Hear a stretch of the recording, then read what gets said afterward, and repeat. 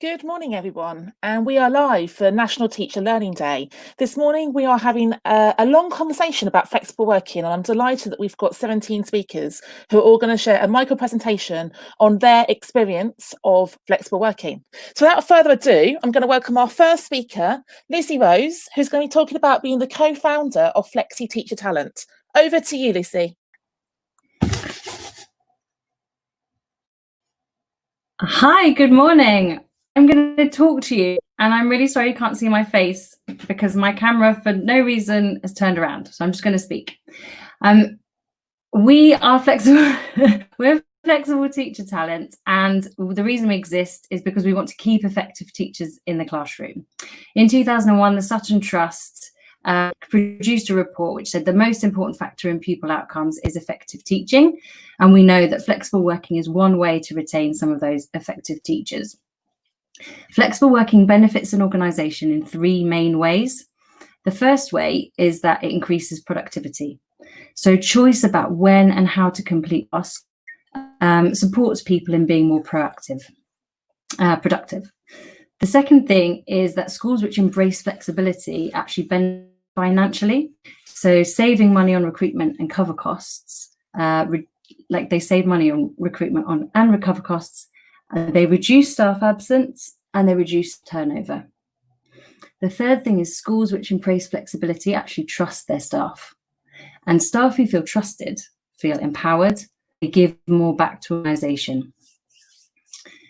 The more we learn about the benefits of flexibility to an organisation, the more we advocated that head teachers just shouldn't fear opening the floodgates, but instead they should kind of open them themselves. So flexibility should not be reactive to single requests, and instead it should be a kind of school-wide model where staff are consulted annually on their preferences. In 2019, EMFA released a study which showed that the biggest factor affecting whether a school will embrace flexibility or not is the point of view of the head teacher. So it's their opinion on flexibility which makes the difference, and that puts staff in a bit of a workplace lottery. When we return after lockdown, head teachers will still have the final say. They'll set the tone, they direct the school culture, but in a very short time, many of the perceived barriers to flexible work have been overcome. And what we thought to be, or what was thought to be kind of impossible, has been made possible. Previously, the onus had been much more on the individual to prove that flexibility could work. They would have to investigate the logistics, they'd work out possibly the tech solutions, probably a little bit harder to prove that it works for everybody. That landscape has now changed. So even though this hasn't been in any way rehearsal for flexible working, most teachers and leaders have now had some experience of working remotely, and they can make an informed decision on how it might work best for them. So we've got a situation now where all staff are in a position to make an informed choice about how flexibility could kind of enhance their lives. The context of a school is really key to making this work.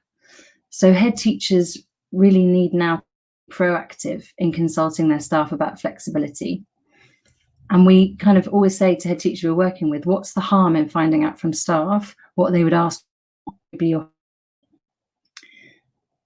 So in this kind of new landscape, we've got 5 questions that we think head teachers should consider. The first one is, have you actually asked your staff what they want? Most head teachers we work with are surprised at just how easily they can manage the results and how much happier their staff body is. The second question is, if you had a blanket ban on SLT or on TLR holders working flexibly, who are you preventing from moving up in your organisation? You have now led a school remotely. So this kind of ban on flexibility at SLT has to go. The third question is, what are your core hours? And is there a stigma attached to teachers leaving with children at the end of school day? Remember that staff will be more productive if they can choose when and how to complete their kind of non-client facing tasks. And number 4, is CPD delivered centrally to all staff? And is the best use of time? Fifth question, final question. When do you have whole staff get-togethers and briefings? And is attending these in person the most productive use of everyone's time? I'll just finish by saying we are always looking for meaningful data because studies and the impact of flexibility in schools is practically non-existent. So if you're going to make any changes today or in the future coming up in September, please can you let us know on our Twitter handle so we can send you an audit and gather some meaningful data. I know my connectivity was a bit rubbish there, so I hope that you've heard most of it. And I'm going to try and turn myself around so I can actually hear you. Thanks for listening. Thank you so much, Lucy, for kicking this off. I was trying to listen and type as quickly as you're talking there, and I think I managed to get all 5 questions for people to consider as we carry on throughout the event today. So I'm now going to hand over to Emma Shepherd, one of my former colleagues, who is a lead practitioner, but also the founder of Maternity CPD. Welcome, Emma. Hello, Hannah, lovely to be with you, and really nice to be with so many familiar faces. So I'm the founder of an organisation called the Maternity Teacher Paternity Teacher Project, which I founded when I was on maternity leave with my son in 2016. And whilst we don't explicitly focus on flexible working impacts our community quite significantly. So the sort of stereotyped idea that flexible working is for mums is actually quite relevant to many of the women in our community and also the fathers in our community as well. So the reason that flexible working is important for parents, particularly in the period directly after they come back from maternity leave or paternity leave or shared parental leave or adoption leave, is because parents need flexibility in their lives in order to manage the dual role of caring and working, so paid and unpaid labour. And whilst that's increasingly spread out amongst couples now, where parents are in couples, the load often still does fall on mothers. And actually, in terms of burnout and exhaustion with children who don't necessarily sleep when parents make the decision to come back to work, it's a way of retaining experienced staff at a time in their life when they, with the most experience in the world and with the best will in the world, they need a little bit of give in their lives in order to protect their well-being and to manage the demands and the needs of both their professional and personal identities. So if we look at some of the statistics, I know Lucy, Flexible Teacher Talent, we love statistics and we love research. We know from a 2015 NFER report that 7% of the teachers who are leaving every year are doing so. They're stating explicitly to look after families, and only half of them return from that sort of caring related break. And that's quite a deceptive figure actually, because that report includes destinations such as going to private schools, going to other education organisations, or coming out of education altogether. So childcare might influence teachers' decisions to leave after they've had a baby, but they might not be explicitly stating that in their destination when they are being surveyed. So just as a personal note, I almost had to resign from my position that I love in 2018, simply because of the cost of childcare. And whilst my school are very flex friendly, actually the cost of working, I would have been paying to work in London with the cost of childcare and rent in London. So practical logistics like this, sometimes flexible working can support the more practical needs of parents when they're balancing all these logistics. We know from the National College in 2014 that when teachers do want to return from a caring related break, flexible working is one, or lack of flexible working opportunities is one of the three biggest barriers that they encounter. I know that Flexible Teacher Talent, Return to Teach, and I have run workshops for returners, and in every single case, with every participant in that workshop who've been out of the education system for between 2 and 6 years, 2 and 8 years, every single one of them is looking for flexible working opportunities in order to balance the other aspects of their life. And sometimes that's just a case of having some time on your own and having some quiet time without constantly being asked questions by students, being needed by small people all the time, having demands placed upon you that mean that you yourself gets squeezed out, and that's what leads to sort of mental health issues and burnout. So We've done our own research into women aged 30 to 39 because we know from a schools workforce census in 2016 that that's one of the biggest demographics to be leaving teaching in a year, but every year. But there's no clear evidence to make the link between that demographic leaving and motherhood. But from our research, of more than 1,000 women, we know that 27% of the teachers who have stayed in teaching successfully over that period have cited flexible working arrangements at their school as a reason that they were able to stay in teaching. Equally, 33% of the teachers who have left teaching specifically cited lack of flexible working opportunities as a reason that they left. So this is presumably the motherhood period, and we do know that a third of the people that we had surveyed across both surveys were mothers. So there's a lot of correlation between the needs of motherhood and the suitability and the convenience of flexible working. So what we heard a lot in our interviews when we were doing this research, our qualitative interviews, was the word luck, the feeling that teachers were lucky to be gifted or granted this opportunity of flexible working, and they were very grateful to their schools. So flexible working buys loyalty, but actually because we heard that word coming up so much, that really grated on me quite a lot, because we know that we're in a time of teacher retention issues. We know that some of our most experienced colleagues, the one that can just pull excellent lessons and excellent outcomes and pastoral relationships out of their hats, are the ones who are further on in their careers, as fantastic as our trainees and our younger teachers are. We know that our more experienced teachers are the ones that create those wonderful trainees and encourage them to teach in sustainable ways and retain those trainees early on in their career by building positive relationships. And actually, it's a strategic approach to retain those teachers when they become parents and in the sort of vulnerable year or 2 years after they return to work.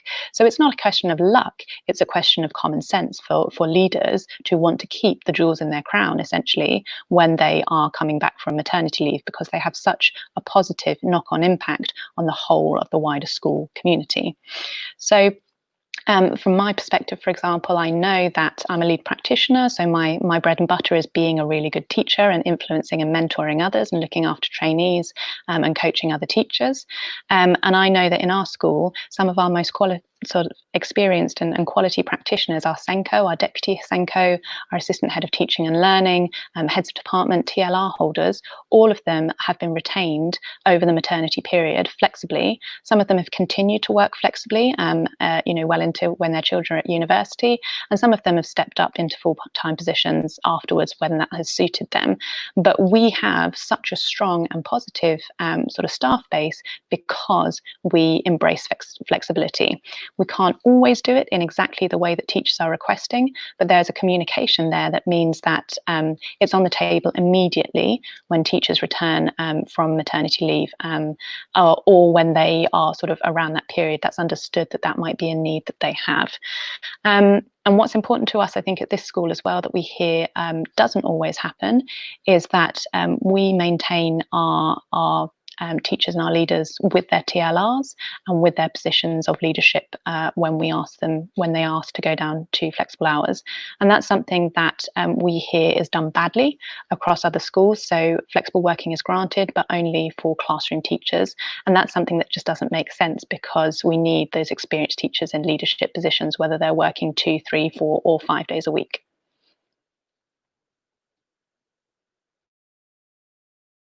Thank you so much, Emma. Building on what Lucy said there, you talk so much sense. And I love the quotation that our flexible workers are the jewels in our crown in our schools. I think that's a brilliant claim.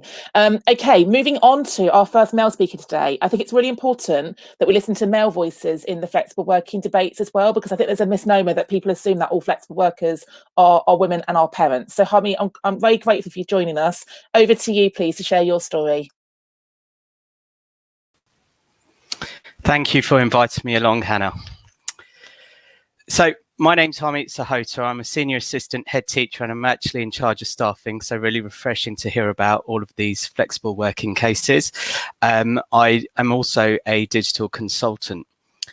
So my story, I never planned to go part-time. I just fell into it. Over 2-3 years, I applied for deputy head interviews.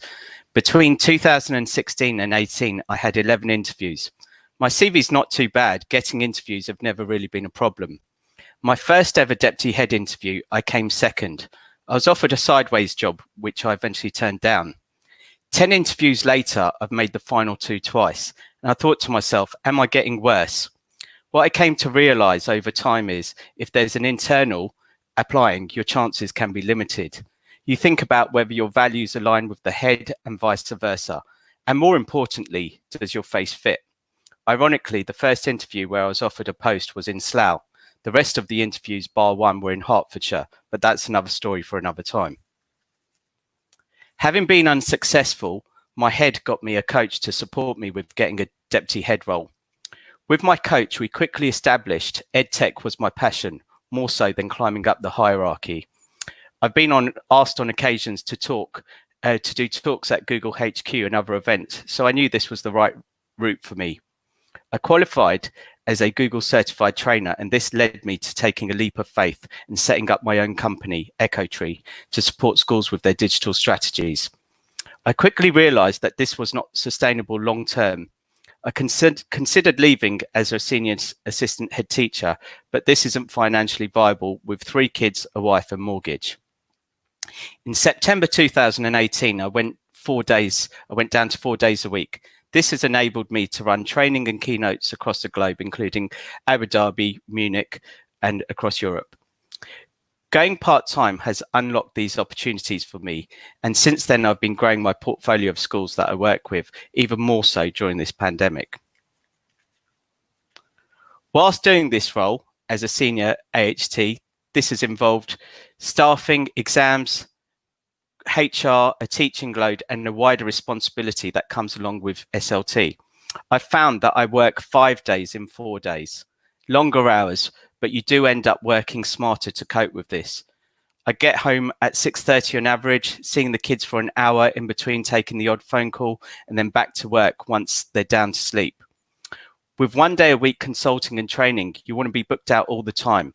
In reality, you need 1 day alone just to carry out the admin and plan, let alone be out in a school.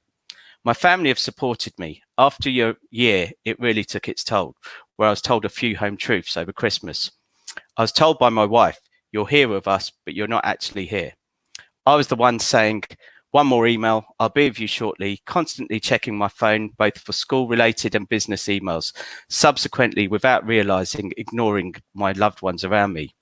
The reality kicked in that family is the most important thing, and part-time should enable work-life balance. And for me, this has been doing the opposite. But at the same time, I was the one who wanted this. Something drastic had to change. I sat and reevaluated everything I was doing. Going part-time has definitely been the right decision for me. It's opened so many doors, but I had to focus on what my priorities are. Family first, health, then work. To make this work, I've realized I need 2-3 days a week to work on my business, working stricter hours to allow me to spend time with my family. Having worked part-time now, I'm confident to approach schools directly to request this, but there's been no need. Following a conversation with my head, I'm pleased to say I'll be 3 days a week in September. This would enable me to grow my business and have the balance I was after. As part of a Google Innovator project I'm working on a system called Curriculum-wide, which I'm close to launching. It allows you to search and analyze over 13,000 courses. There's even a course in free running and parkour. Curriculum-wide allows you to connect with other schools that are delivering these courses. And one of my main aims, which I'm passionate about, is to support the reduction of exclusions and needs. If you're thinking about going part-time to set up a business while still working in a school, do seriously evaluate the time implications. It's taken me a while to realize, but I'm pleased to say I've finally got my priorities right.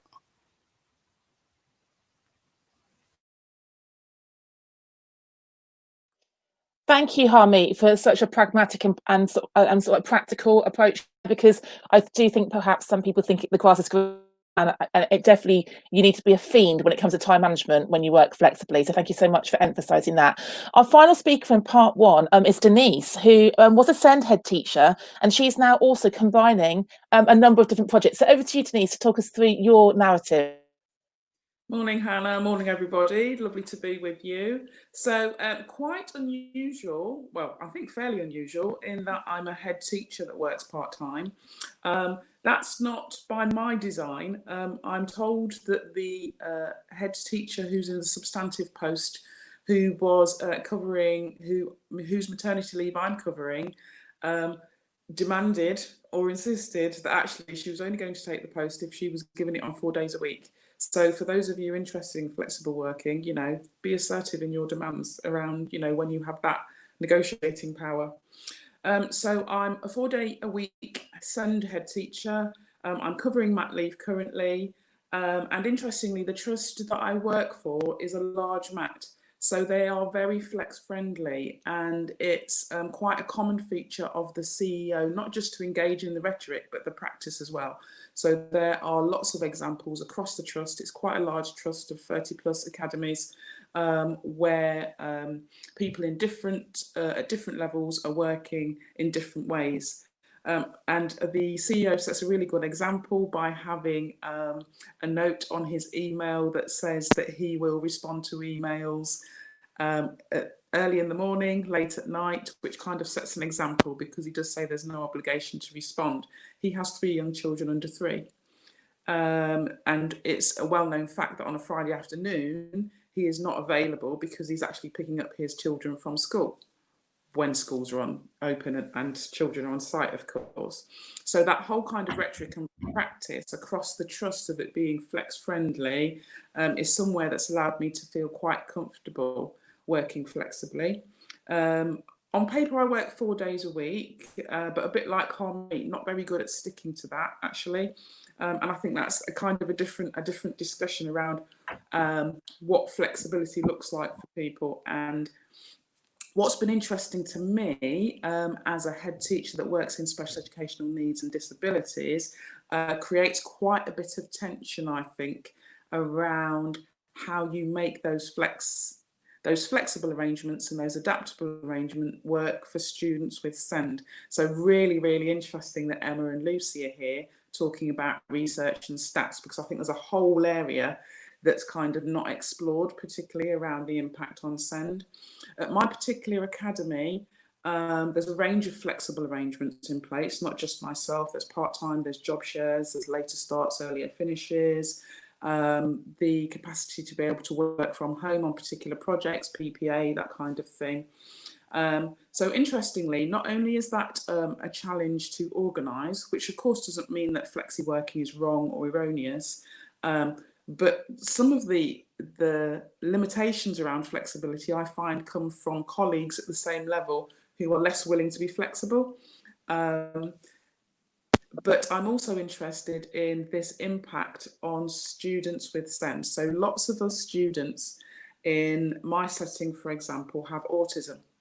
So where you have a setting with a large number of students who thrive on structure, routine, familiarity, rigidity, is that attention or is it not? Because change for lots of them can be distressing, anxiety making, and transitions need to be managed really carefully. So can those transitions be managed really carefully in a way that doesn't negatively impact? I think that's my interesting area to explore. And do some of these flexible narratives that we talk about being successful necessarily account for the needs of special settings, students and families that have very particular needs? Is the impact always negative? Does it have to be negative? Is it negligible? Could it be positive? In one of my schools where I was head, we spent quite a lot of time travel training our older students. And the focus of some of that travel training was about making sure that if there are any problems, that they could be trained to solution problems themselves, because sometimes buses aren't always on time. Sometimes they don't turn up. So part of that training was about how can you solution something if something goes wrong? Do we actually send students a disservice if we try to keep it rigid and routine and we don't introduce these elements of flexibility? These are all things that are swimming around in my head, so I look forward to, some sort of research, Lucy and Emma, no pressure, around, this this SEND discussion and flexibility, for some of our students, of course, who are more cognitively challenged, you don't have the opportunity to kind of reason with them around flexibility. All they know is that their routine has changed and the person they would usually see first thing on a Monday morning is not there. So can we build into these narratives, these discussions, these requests, elements of discussion around SEND that make it workable for people? Some of my students will have extreme reactions to change, to transition. So I'm hoping that somebody's going to come up with some comments, some questions around this, because to be honest with you, sometimes I still find tensions in terms of trying to make this work and make it work successfully, because I think that whole discussion about who is it successful for and how can we make it work for all parties is a big one. I'm going to end there, Hannah. Brilliant, thank you, Janine. I think it's so important that we do sort of critically evaluate the challenge for flexible working as well, because I like the fact that you're talking about enabling children to be solution focused, and we need schools to be solution focused as well. So thank you so much for that, bringing that criticality. I've just got a couple of questions. I wanted to tease some things out. So if I go to Lucy first of all, Lucy, in Maddie Coulter's book, The Talent Architect, she very much encourages schools to be much more strategic in how they manage their staff. Could you just speak a little bit more to how we need SLTs and governors in particular to be proactive when it comes to flexible working, please? Yeah, so the good news about governors is that a lot of them work in different sectors from education, and education is quite far behind other sectors. So actually, when governors are given the reality of the lack of flexibility in education, they're kind of surprised. You know, teaching is often kind of held up as this particularly friendly job. You know, you're home in the holidays, you finish at 3:30, these kind of things. But the reality is obviously very different. Governors, although make big decisions about schools, they're not necessarily they don't really understand necessarily the logistics of it. And it quite often, when we've heard about governors meeting, often this is given, the head teacher sort of says, oh, I am going to deny or not, I'm going to deny or accept this flexible working request, without much of the reality known with, of the detail of that particular job or that particular request. It's just the head teacher saying to the governors, I'm going to accept or deny. Whereas actually, if governors knew what that might entail, I think a lot of governors would be much more willing to accept those requests. So I think when we've had requests denied, we always say to people in our community, make sure the governor really heard it. So if you have a parent-teacher governor, if you have a teacher governor, if you have a parent governor who can support your case at that meeting and really explain what that working request will look like and what the logistics are, what you'll find is actually it's the governors that will be on your side, because they will realise, especially at SLT level, you're actually in the class less. It's less complicated to timetable your lessons. Lots of the work that you're doing doesn't necessarily require you to be on site. So those are some of the things that we would.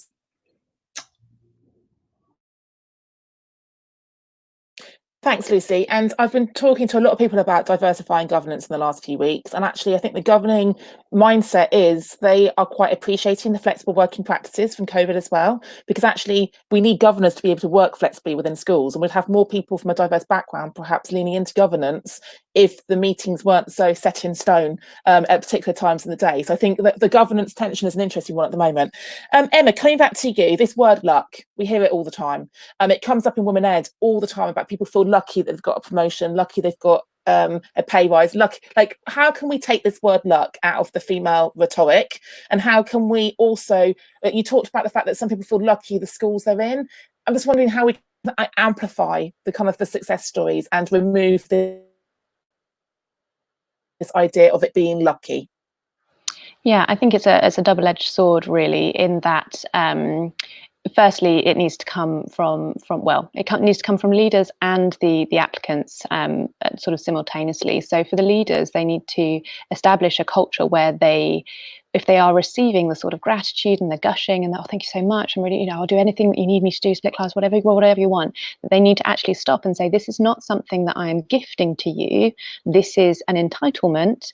You are important to me and you are a valued member of staff. We are fortunate to have a member of staff like you, and you are actually, your flexible working is a strategic decision for us because it makes sense for our school. So removing the emotion from it and removing the sort of the cult of the hero almost, because it feels good when you are thanked for something that you have been able to do, but actually sort of indulging in that celebration, that gratitude can perpetuate this feeling of somebody being indebted to you, and equally for the applicants when they're working for flexible working, coaching and mentoring around the language that they're using, how they're negotiating, not begging, their own sense of self-worth, because I think especially coming back from maternity leave, it's a very vulnerable time, and confidence is really knocked, and your professional confidence, your personal confidence, you've been at the demand of a tiny human being who is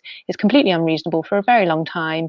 You don't look as good as you used to do, everything's out of control. It's, life can feel like a little bit of a disaster, so actually having a sense of entitlement there rather than just huge relief that finally at least somebody's paying you money, to do what might feel like a bad job. You're not doing a bad job, everybody, you're doing a wonderful job. To have the confidence to be able to say, this is not something I am requesting or begging for, this is something that makes sense for me and the school, and this is a strategic decision that I am inviting you in to consider. So it's that confidence, and the coaching and mentoring around that confidence, as well as the leaders not enjoying their hero position too much, but thinking, well, actually, what if I did lose this member of staff and this member of staff and this member of staff? Actually, I'm in a position where I feel lucky that I'm able to keep these members of staff. So I think it's, the confidence there. Thank you, Emma. And also, the power, isn't it? It's where power sits in the decision making as well, perhaps. Harmeet, picking up on what Denise was saying, I'm interested to know whether you've had other male visible role models who have worked part-time in your career. I know you had your coach who enabled you to kind of like negotiate it, but I was just really struck by Denise's narrative about her male senior leader. No, I've not actually. I've only been in one school actually. So there's a number of part-time teachers in our school, and it's something we try and promote. But in terms of actually having a role model to look forward to look up to, just in terms of going part-time, not really. It was just the conversation with my coach and where it went, and it just made total sense about what we were talking about. He was talking when I was talking about what my interests are, my experiences of all my interviews. He talked about how passionate I was about when it came to ed tech, and although I had I've got knowledge in all the other areas, but when I was talking about safeguarding and pastoral issues, he said you didn't come to life as much as you do when you talk about ed tech. He said that's your passion, that's what you really need to follow. He didn't say that to me. I ended up saying it because he drew it out of me. So in terms of a role model, I was really just quite fortunate that my head teacher pulled me in, and she said, do you know how many interviews you've had? I said 7 or 8. She said, no, you've had 14. I said 14. I said, really? And then she listed every single one, and then I drew to attention that 3 of those I didn't actually attend. I decided to withdraw. So I said, it's 11. And then she said, right, you need some help getting a DH role, don't you?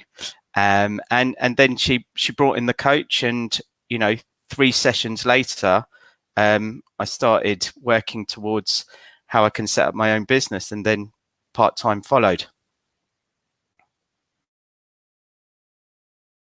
I'm just interested in the visibility of male role models, because from the research I'm doing, organisations that enable men to work part-time are more likely to have a culture where women can work part-time. And if we make it more of a flexible working practice for all, and it's not just for women and it's not just for mothers, and I've enabled lots of people to work part-time who haven't got kids, and I could think of 3 men, and that's why when I tweeted out and you answered my call, so thank you very much for joining us, I do think we need to amplify the role models who are men doing flexible working in the system as well. So thank you so much for joining us today.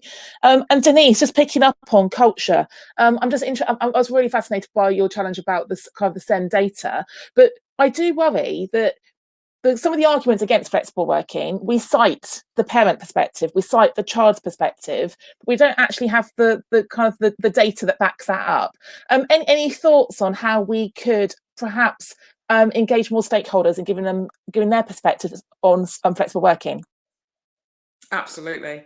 You've asked precisely the question that I've been asking, Hannah, which is why I kind of posed that question. Do we know that this is having the negative impact that we believe it is?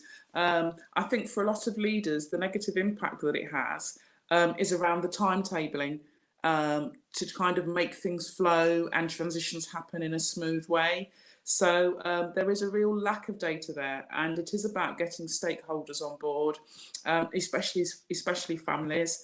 You know, when I speak to parents about the potential for some of these transitions to be put in place and some of these flexible working requests to be considered, it's less of an issue than I believe it's going to be. So I have to kind of guard my anxiety and kind of check my tensions around, you know, how this is all going to work and how it's going to fit together. It's a lot less strenuous and onerous than I sometimes make out, I believe. So I think the research would be really, really useful in this area. Brilliant, thank you. I think the one thing I've really reflected on during lockdown is that we need to listen more and speak less, and we also need to be thinking about who we're actually listening to. And I think I really appreciate everyone contributing their voices today, because there's people listening live, it's going to be recorded, it's going to go out on YouTube, and I'm hoping that some governing bodies and some SLTs will sit and listen to it and actually think about the multiplicity of the perspectives around flexible working. So thank you very much, Lucy, Emma, Harmy and Denise, for giving up your time this morning. Really appreciate it. Go and enjoy your Fridays and your weekends, and I'll see you all soon. So thank you very much for joining us.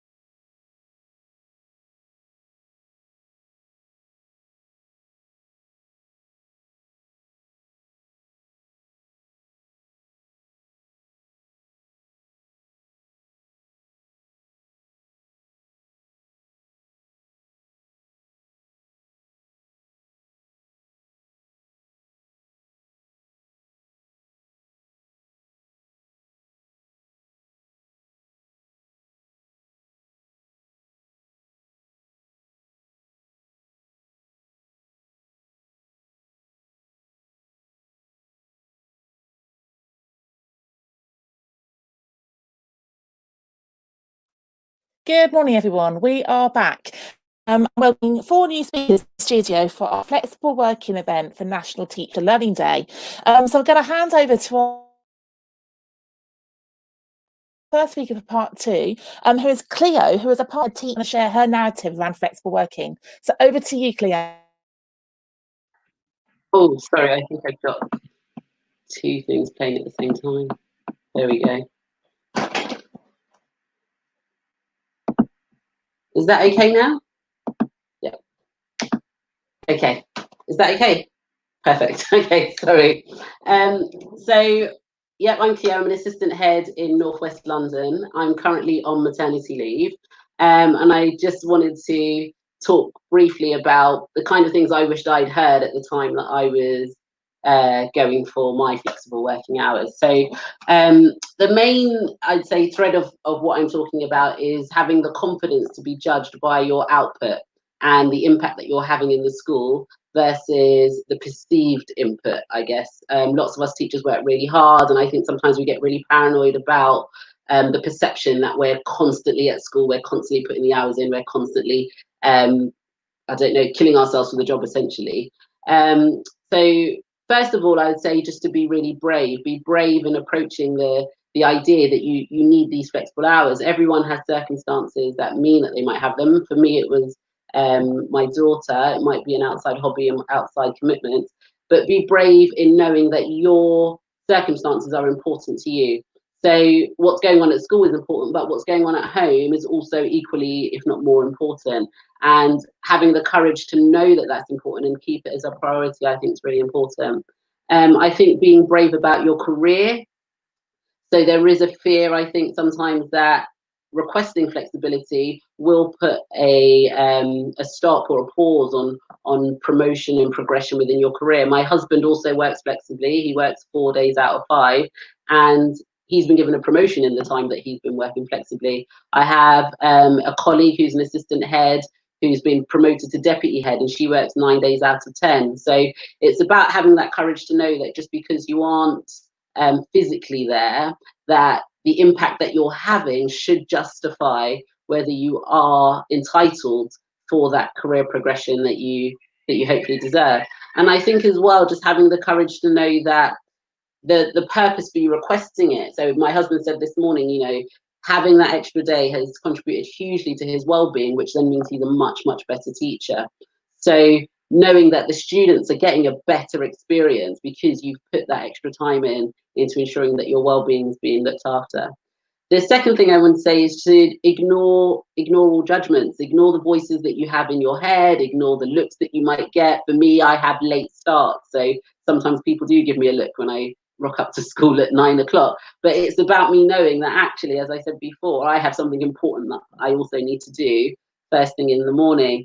And as a senior leader, visibility is important. But for me, I think it's about ensuring that visibility of the systems that I've put in place is there, whether I'm there or not. So whilst I might not be physically visible in the building at all times, my systems, I feel like, are visible in my absence when I'm not there. And remembering, I think, that your PMR and, like I said, your career progression is based on your effectiveness. And it shouldn't be based on the hours that you put in or the hours that you've worked or how hard people are perceiving that you've worked. It's based on your effectiveness and the outcomes that you're producing for the school and for the students. And I think as well, remembering that the outcomes that you have at home are equally as important. You should be thinking about what it is that you want to achieve as a person, a whole rounded individual at home as well. And then my final point was about just planning and protecting that time. Having worked on timetabling last year, it shouldn't be a case that the school can't plan for your flexible working. So a friend of mine who's also on maternity and is requesting flexible hours was asked, how will this affect the school and the students? And actually, this far in advance, she's not due to go back for another 10 months.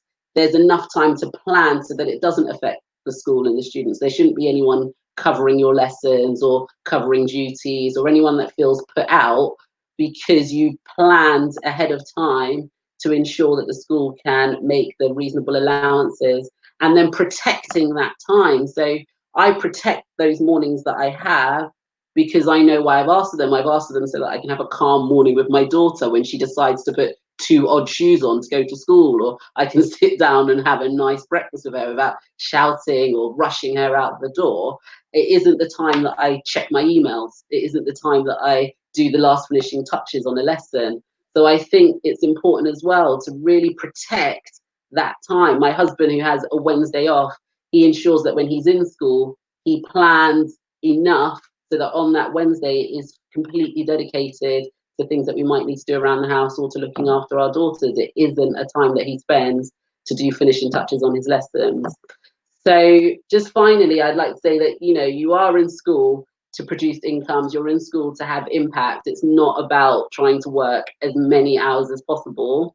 And if the time's structured effectively, you can have those flexible hours and reduce your hours and still deliver for the school and for the students.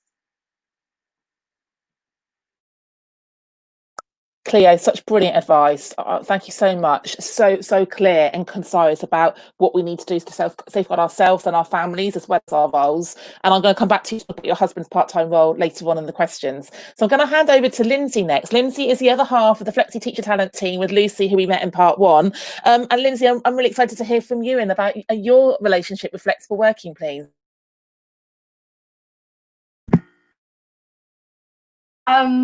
It's quite hard for me to narrow down what to talk about in terms of flexible working, because I could just talk about it all day. But I'm going to focus in a little bit on this idea about remote working. So what remote working means in teaching has really sort of changed over the past few months. But before COVID-19, you know, what we meant when we said remote working in teaching was about having protected PPA periods spent at home or off-site, or mornings and afternoons off-site, or leaders spending their non-contact time, you know, out of school, at home, or working in a coffee shop or wherever.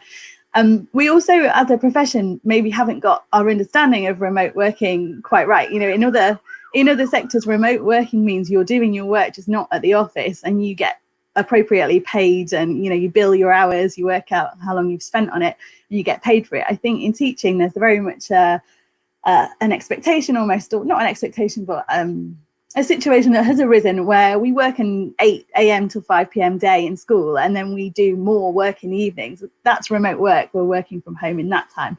But as it relates to flexible working, there are so many opportunities for remote working as a flexible way to work. So I'm a secondary teacher now, and I work remotely for some of the week. So I work 3 days a week, but I have a morning and an afternoon off. So I don't have any lessons, one morning, one afternoon, and I don't go into school. I'm not in school at that time. And I don't actually work in that time. I spend time with my children, I work on flexible teacher talent, but I do the work. I do over and above my 3 days a week work for school. You know, I'm an appreciated member of staff and I work really hard. There's no way that allowing me to work remotely is decreasing the amount of work that I do. You know, following on from what Cleo was saying, it's about outcomes and not hours, and it's not about FaceTime and being there. And I know there are times when teachers and people who work in schools, they have to be in school, you have to be there in front of the kids. But what we've seen a lot with supporting teachers with flexible working requests through flexible teacher talent is this idea that you know, it's just not something you can do in teaching. You can't do remote working. Remote working doesn't work in schools. It's not the kind of job where you can do that. You just don't do that here. But I think now, post-COVID, it's going to be so hard to say that. You know, we've seen all of these options for working remotely work, as well as this kind of next step up of full remote teaching and things like access to meetings and briefings remotely. You know, the whole landscape has got to change in terms of the flexibility that remote working can allow in the teaching profession. So hopefully it will lead to a change. But at the heart of why we see remote working kind of dismissed in teaching, some of the time it's just about trust. You know, flexibility relies on senior leaders and heads trusting their staff, and sometimes that trust just isn't there, and they feel like they really need to micromanage what's happening.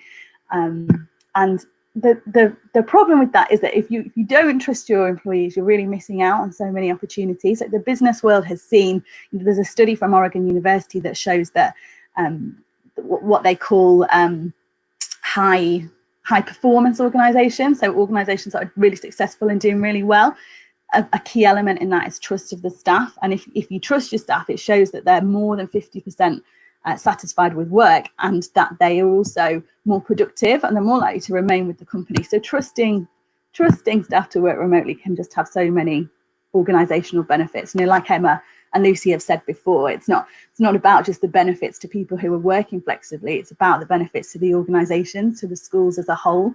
And at Flexible Teacher Talent, we talk so much about how increases in productivity, increases in retention, they're good for the school, they're good for productivity, but productivity in schools is about outcomes for the children.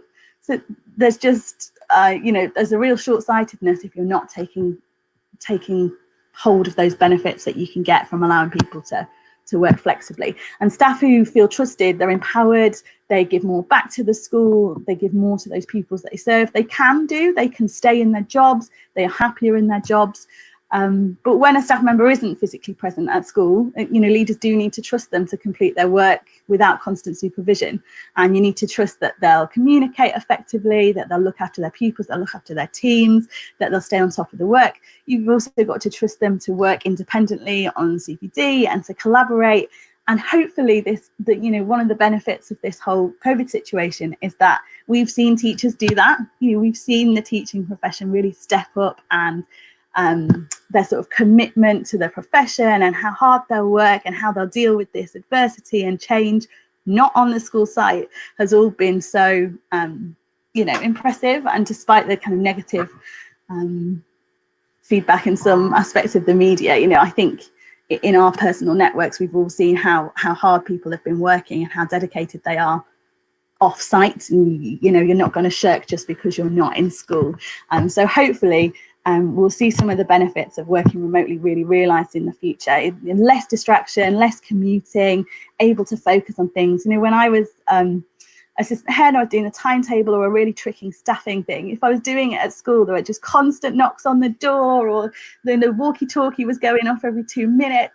If I'd have been able to sit at home in my study and work on, I haven't got a study, I don't know what I'm talking about. If I'd been able to sit in peace and work on that, it would have just got done so much quicker and so much more easily, and probably would have been better, more efficient. But the constant interruptions when you're on school site, it's really hard to say now that all admin has to be on site at school all the time. Lindsay, thank you so much. I'm going to have to cut you off, darling. Thank you so much for your input. I really, really appreciate it. And we'll come back to you in the Q&A. So, Nikki, you've been sat there patiently with, is it Illy? It's so lovely. We've got our first small person with us today. And you're visibly juggling a small person whilst talking about flexible working at an event. So over to you, Nikki, because I know you should probably need to be looked after. Go for it. Hi, yeah, so I quickly said on Twitter this morning, shall I put it down or shall I go for chaos? Don't know why I listen to Twitter, because you've got chaos, she's here. But I think actually, do you know what? This is life. This is flexible working. It's Friday. I'm not actually at work today. It may feel because of COVID that we're all at home, but this is my day off. And I say day off because I actually call it my day on. All right, darling, do you want to go for a sprint? I'm going to let her find her way probably to her bed. But the reason I really wanted to talk today was I'm an assistant head in a pupil referral unit. And before I had my daughter, I was so desperate to become a mom. And so I threw myself into my career because it wasn't happening. And then when it did happen, I was completely blindsided by this new life, because genuinely, and I think a lot of women are like this, you have to work twice as hard to make a point of what you're capable of. So then all of a sudden, I remember when she was born and she's probably about a week old and I was breastfeeding her, I looked out the window and I realized that I hadn't stopped in about 9 years. And all of a sudden my thoughts were a really scary place to be, actually. And that's when I started jumping on Twitter more, because I didn't know how to function without line managing someone, without having deadlines, without being able to present, without being like, problem solving. I can't problem solve a child that easily because everyone's got an input. But if you ask me how to get that year 9 pupil to come out of the classroom because they're disrupting a lesson, I'll have him out in a second. But all of a sudden I was being dictated to by my tiny human and I just didn't know what to do. And then I planned my maternity leave with such meticulous nature to make sure that I could come back the day of the school holiday so that I would get paid. And I realised that I was putting everything to even how the time we conceived her to the time that I went back to work. And I'm pretty sure a lot of teachers have November babies or October babies. And I don't think there's any secret to it's to do with being able to get full pay over the 6 weeks holidays. And when I went back to work, I left a certain person, sorry. And when I came back, the world had carried on moving, but my brain cells hadn't come with me. And I was in meetings, and all of a sudden, although I've always had imposter syndrome, it became monumental. And I started to not think that I could do the job. And it actually led to an October half term, me having to go off for a week because I couldn't cope, because I was trying to drop off at nursery. I now had a commute, I now had a child, I now had a different job because a restructure had happened whilst I was on maternity leave, and I came back to a completely different job. And when I said to people that my brain went and I went off, all of a sudden the floodgates opened and everyone else's stories came out, but no one had said anything to me prior to my own maternity meltdown, breakdown, whatever you want to call it. Not a word. All I saw was these moms turn up a little bit later, and at the time I'd be like, part-timer, shoot off as soon as, that's why they're just, second in department, because they're running off all the time. And all of a sudden, when I said, hey, I'm an assistant head, this is hard, this is really hard. Sometimes I'm crying all the way into work because she went in easily, because she ran into nursery, because she loves the nursery manager. I had a different experience. So I started filming myself on the way into work, talking, narrating the morning, and finding strategies to actually acknowledge that it is hard juggling it, but it's okay to find it hard. And when COVID happened, I actually had the strength, because of that happened, to go to my head and say, look, I haven't got childcare, but I'll tell you what I can do for you. I will sort out everyone working from home, your shielding, the people that have childcare issues, anything. I will sort it. I will sort the welfare course, because vulnerable children are still in. And I had my mid-year appraisal, and the head actually turned around and said, I actually realised that we can do a lot more, and I can trust a lot more from people from home. If I hadn't had that meltdown, if I hadn't realised that I wasn't okay and I wasn't fine, I would have gone into COVID the exact same way. Absolutely powering, absolutely saying, I can do this, it's fine, and I'm not. But it was like, I can't do it, I'm not here. This is what I can do, and this is what I can do for you. And I'm excited to go back to work. I'm actually excited for September, because I actually turned around and said, look, let me work from home 2 days a week, because I can get it done, rather than driving for 40 minutes to sit down to then go out to meetings. Let me walk downstairs and start my day at 8, because I'll get so much more done than if I drive for 40 minutes, get a cup of tea, morning, kids come in. So I think the only thing that I wanted to, and I'm probably going to have to throw her into bed in a second, but the main thing I wanted to say to everyone was that it is so important to know that it's okay if you can't do it. You're not the only one. You will find a million people when you say you can't that will go, oh yeah, me too. So I'm not sure about time, because it all went a bit awry, so I'm not sure, Hannah, but I just thought I'd throw that out for you. Nikki, thank you so much. I really appreciate your absolute honesty and the vulnerability that you've just shared with everyone, because we have so many taboos and stigmas about the things we don't talk about. Actually, we take the lid off and talk about these things. And what I really heard was, we're talking about flexible working, but we're also talking about flexible thinking. And actually, when we work flexibly, we challenge the kind of the traditional mindsets in schools. And actually, what you beautifully anecdotally shared there was your challenge to let's think differently about how we do things. And actually, that then creates a culture of flexible working. Please go and put her to bed. You're welcome to come back and answer the Q&As, or if not, disappear. Thank you so much for joining us. And our final speaker today, who has had a few technical issues, but that's all part of flexible working, Luce, isn't it? Thank you so much for joining us, Lucy Flower. Let's hear from you about your journey around flexible working. Yeah, absolutely. So I have had, as you say, a few technical issues there with sort of Wi-Fi not playing and this, that and the other, but I'm delighted to join you now. And thank you to my husband, Mr. Flower, for flapping around while I just try to remain calm and serene in the middle of it all. I resonate so much with the things that Nikki was talking about there. And I had very similar maternity meltdown. And unfortunately, mine didn't quite end as positively at the time. So it was almost a year to the day, actually, this time last year, that I returned from maternity leave back into an assistant head teacher role. And I think that I was in denial that I was still actually suffering from postnatal depression. And what postnatal depression can do to you is just really affect how you think you're doing, really affect your self-awareness. And I found that actually I hadn't realised how much it really did affect me in my day-to-day life. And returning to work on top of dealing with that and dealing with becoming a mummy for the first time was really, really hard. And I came back and I found all the usual things that people find when they've been away for a while. My friends had formed new cliques. As Nikki said, the world had kept on going, but my brain just hadn't kept up.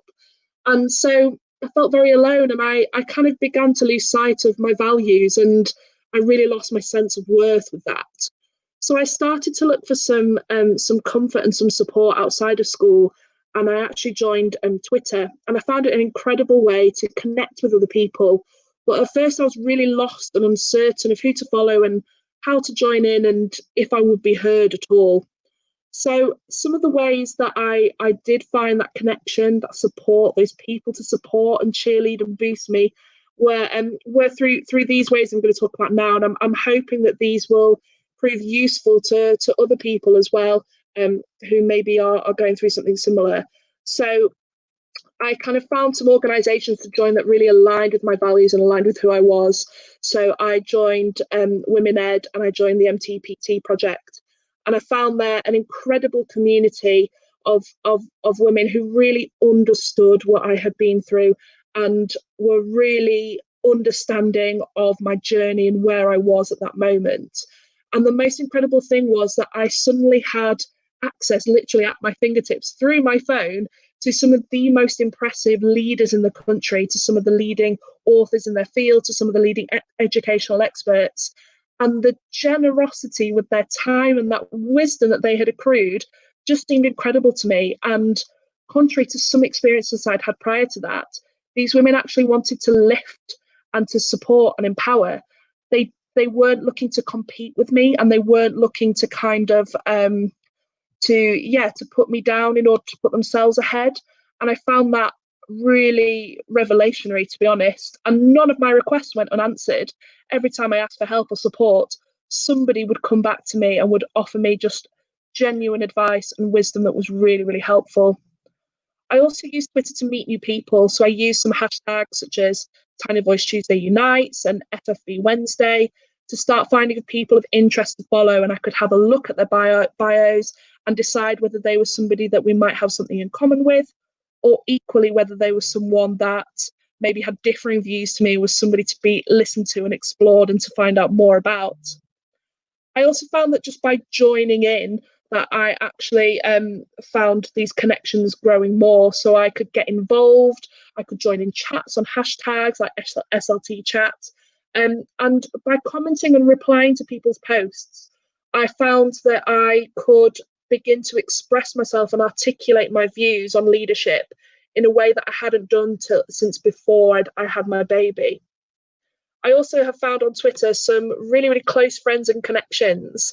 So I found those people who make me laugh, who make me smile, those people who make me think. And I found that Twitter is such a tool to respond to them and to have kind of that instant connection, that instant conversation. So I could ask their advice, I could keep on connecting. And through that, I found mentors in all kinds of different fields in education who are just available to me and who really now have become friends in real life as well as on Twitter. I found that as my confidence grew and following my maternity meltdown, I found that I was putting myself forward. So I was starting to request to be on speaking events, requesting to run CPD sessions just like today. And I found that by connecting and contacting event organisers, that I was starting to create a platform for myself where I could talk about my ideas and discuss them and receive feedback from others. And it's just such a pleasure to be able to speak about subjects that I'm so passionate about and to have kind of that instant connection and discussion with other people too. And with lockdown, the number of CPD and speaking events has gone through the roof, and it's so much easier to join in virtually than perhaps it would be for somebody like me, a mum with a young child, to travel and to go further. So that's been great as well. And finally, I suppose my tip for kind of making that connection, for finding your tribe, for finding those people that support, is to boost others, as well as kind of receiving that wonderful praise, feeling, you know, the light shine on you. Pay that forward, hand out the compliments and the praise, champion women speakers, lend support to answer questions that you know about, and just become what you needed from somebody else at that difficult time. That's it from me. Thank you.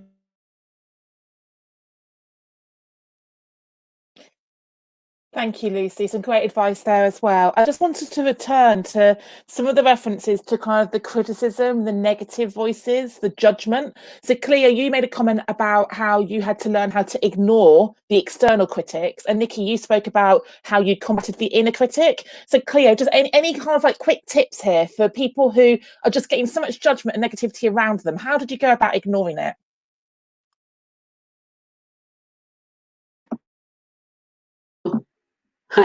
I think it comes back to your focus of what your purpose, really. Your moral purpose is that you're there for the students. You're not there for praise from colleagues. You're not there for, you know, to have someone say good job. You're there to help these kids out. So, like I said, if you're planning effectively and you're ensuring that, you know, your absence or the, you know, your absence from the building isn't being felt, then I found that helped with ignoring any criticisms, because those criticisms aren't linked to what I'm doing for the students in that building. They'll be linked to something else, personality issues or friendship groups, or the fact that I'm in SLT. So being in SLT, you've got to be pretty thick-skinned anyway, I'd say, and you're constantly going to be criticised. But it is about knowing that, you know, the only criticisms that are worth listening to are the ones that are going to come from the people you're working for, which are the students. So if they said, "Oh, miss, I really needed something, and you know, I didn't know where to go, and I didn't know how to do it, and because you weren't here," then that's something I would take on board, and then everything else is ignored. That's great advice. Thank you so much, Cleo. And Nikki, how about the inner critic? Just speak a little bit more about that, please. No one will beat you up more than you'll beat yourself up. And I think once you can embrace that, I'm really lucky that I have a husband that I can really sound things off. And the second I say things out loud, the more ridiculous sometimes they sound. And that's that filming thing that I did on the way to school was, honestly, I haven't watched many of them back, but it made me laugh sometimes at things that my brain was generating that was an issue. And then it was almost like listening to a friend say it to me, and I was like, what are you talking about? But also there's a validation in your inner voice, because they are your fears, they are your worries, there's nothing wrong with that. But I think when you can get to a position of acknowledging that it's okay to think like this, but realistically you're probably, I mean, have you ever created a situation that never actually happened?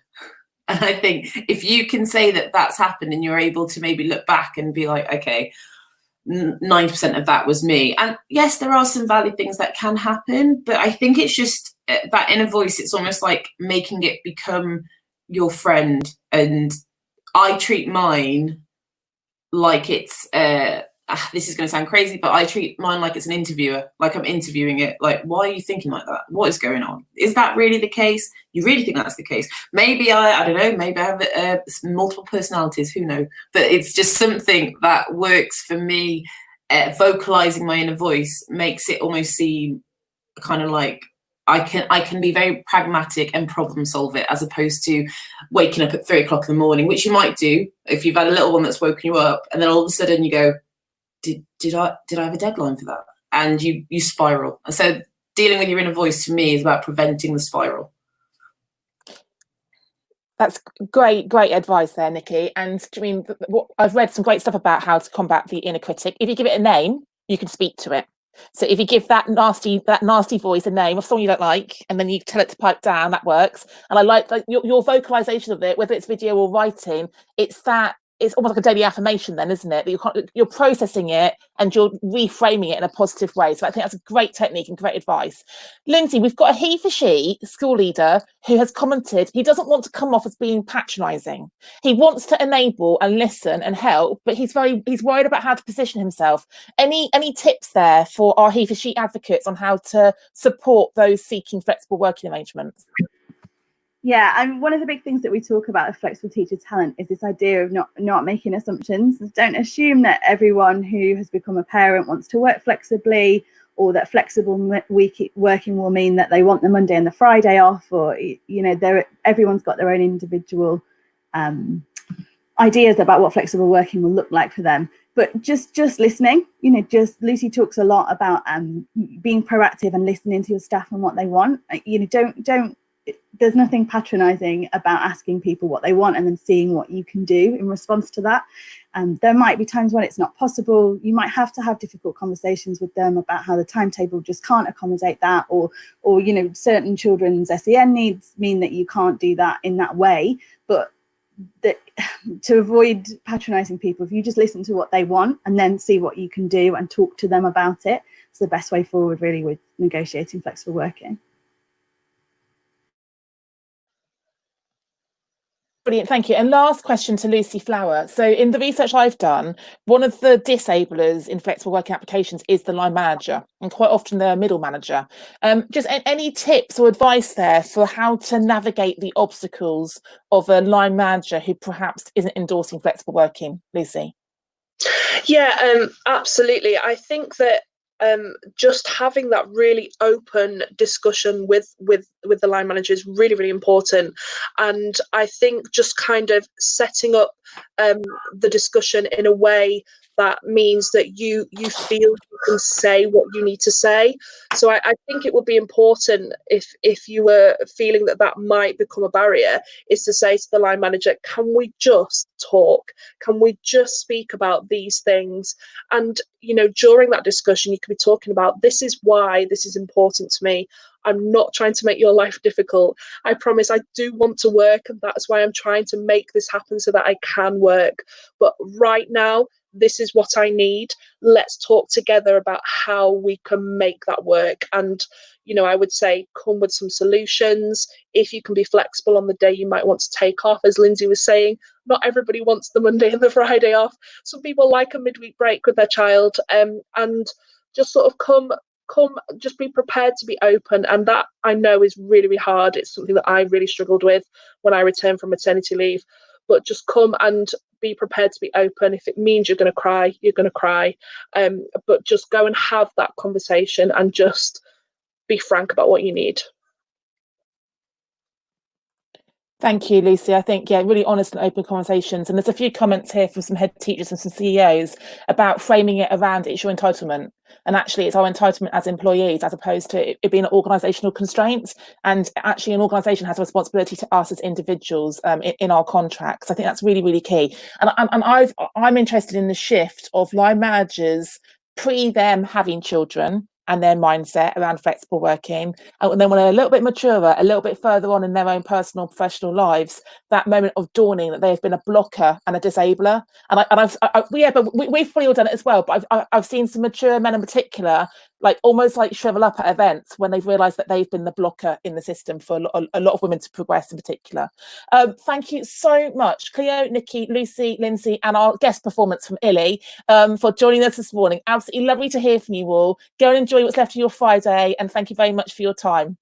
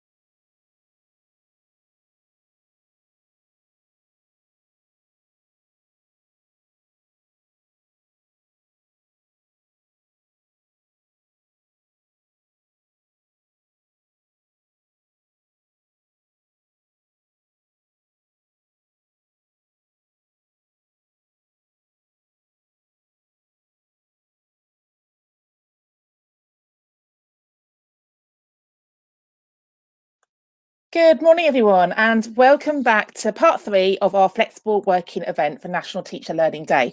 I'm delighted to be joined with not 4 but 5 speakers for part 3, because 2 are co-CEOs who are going to be showing their systemic challenge for what co-CEO role looks like. I'm delighted our first speaker is actually Rachel, who I used to work with when I was in London, and I don't know your little one's name, Rachel, so please introduce our guest as well. So over to you, Rachel, to share your narrative, please.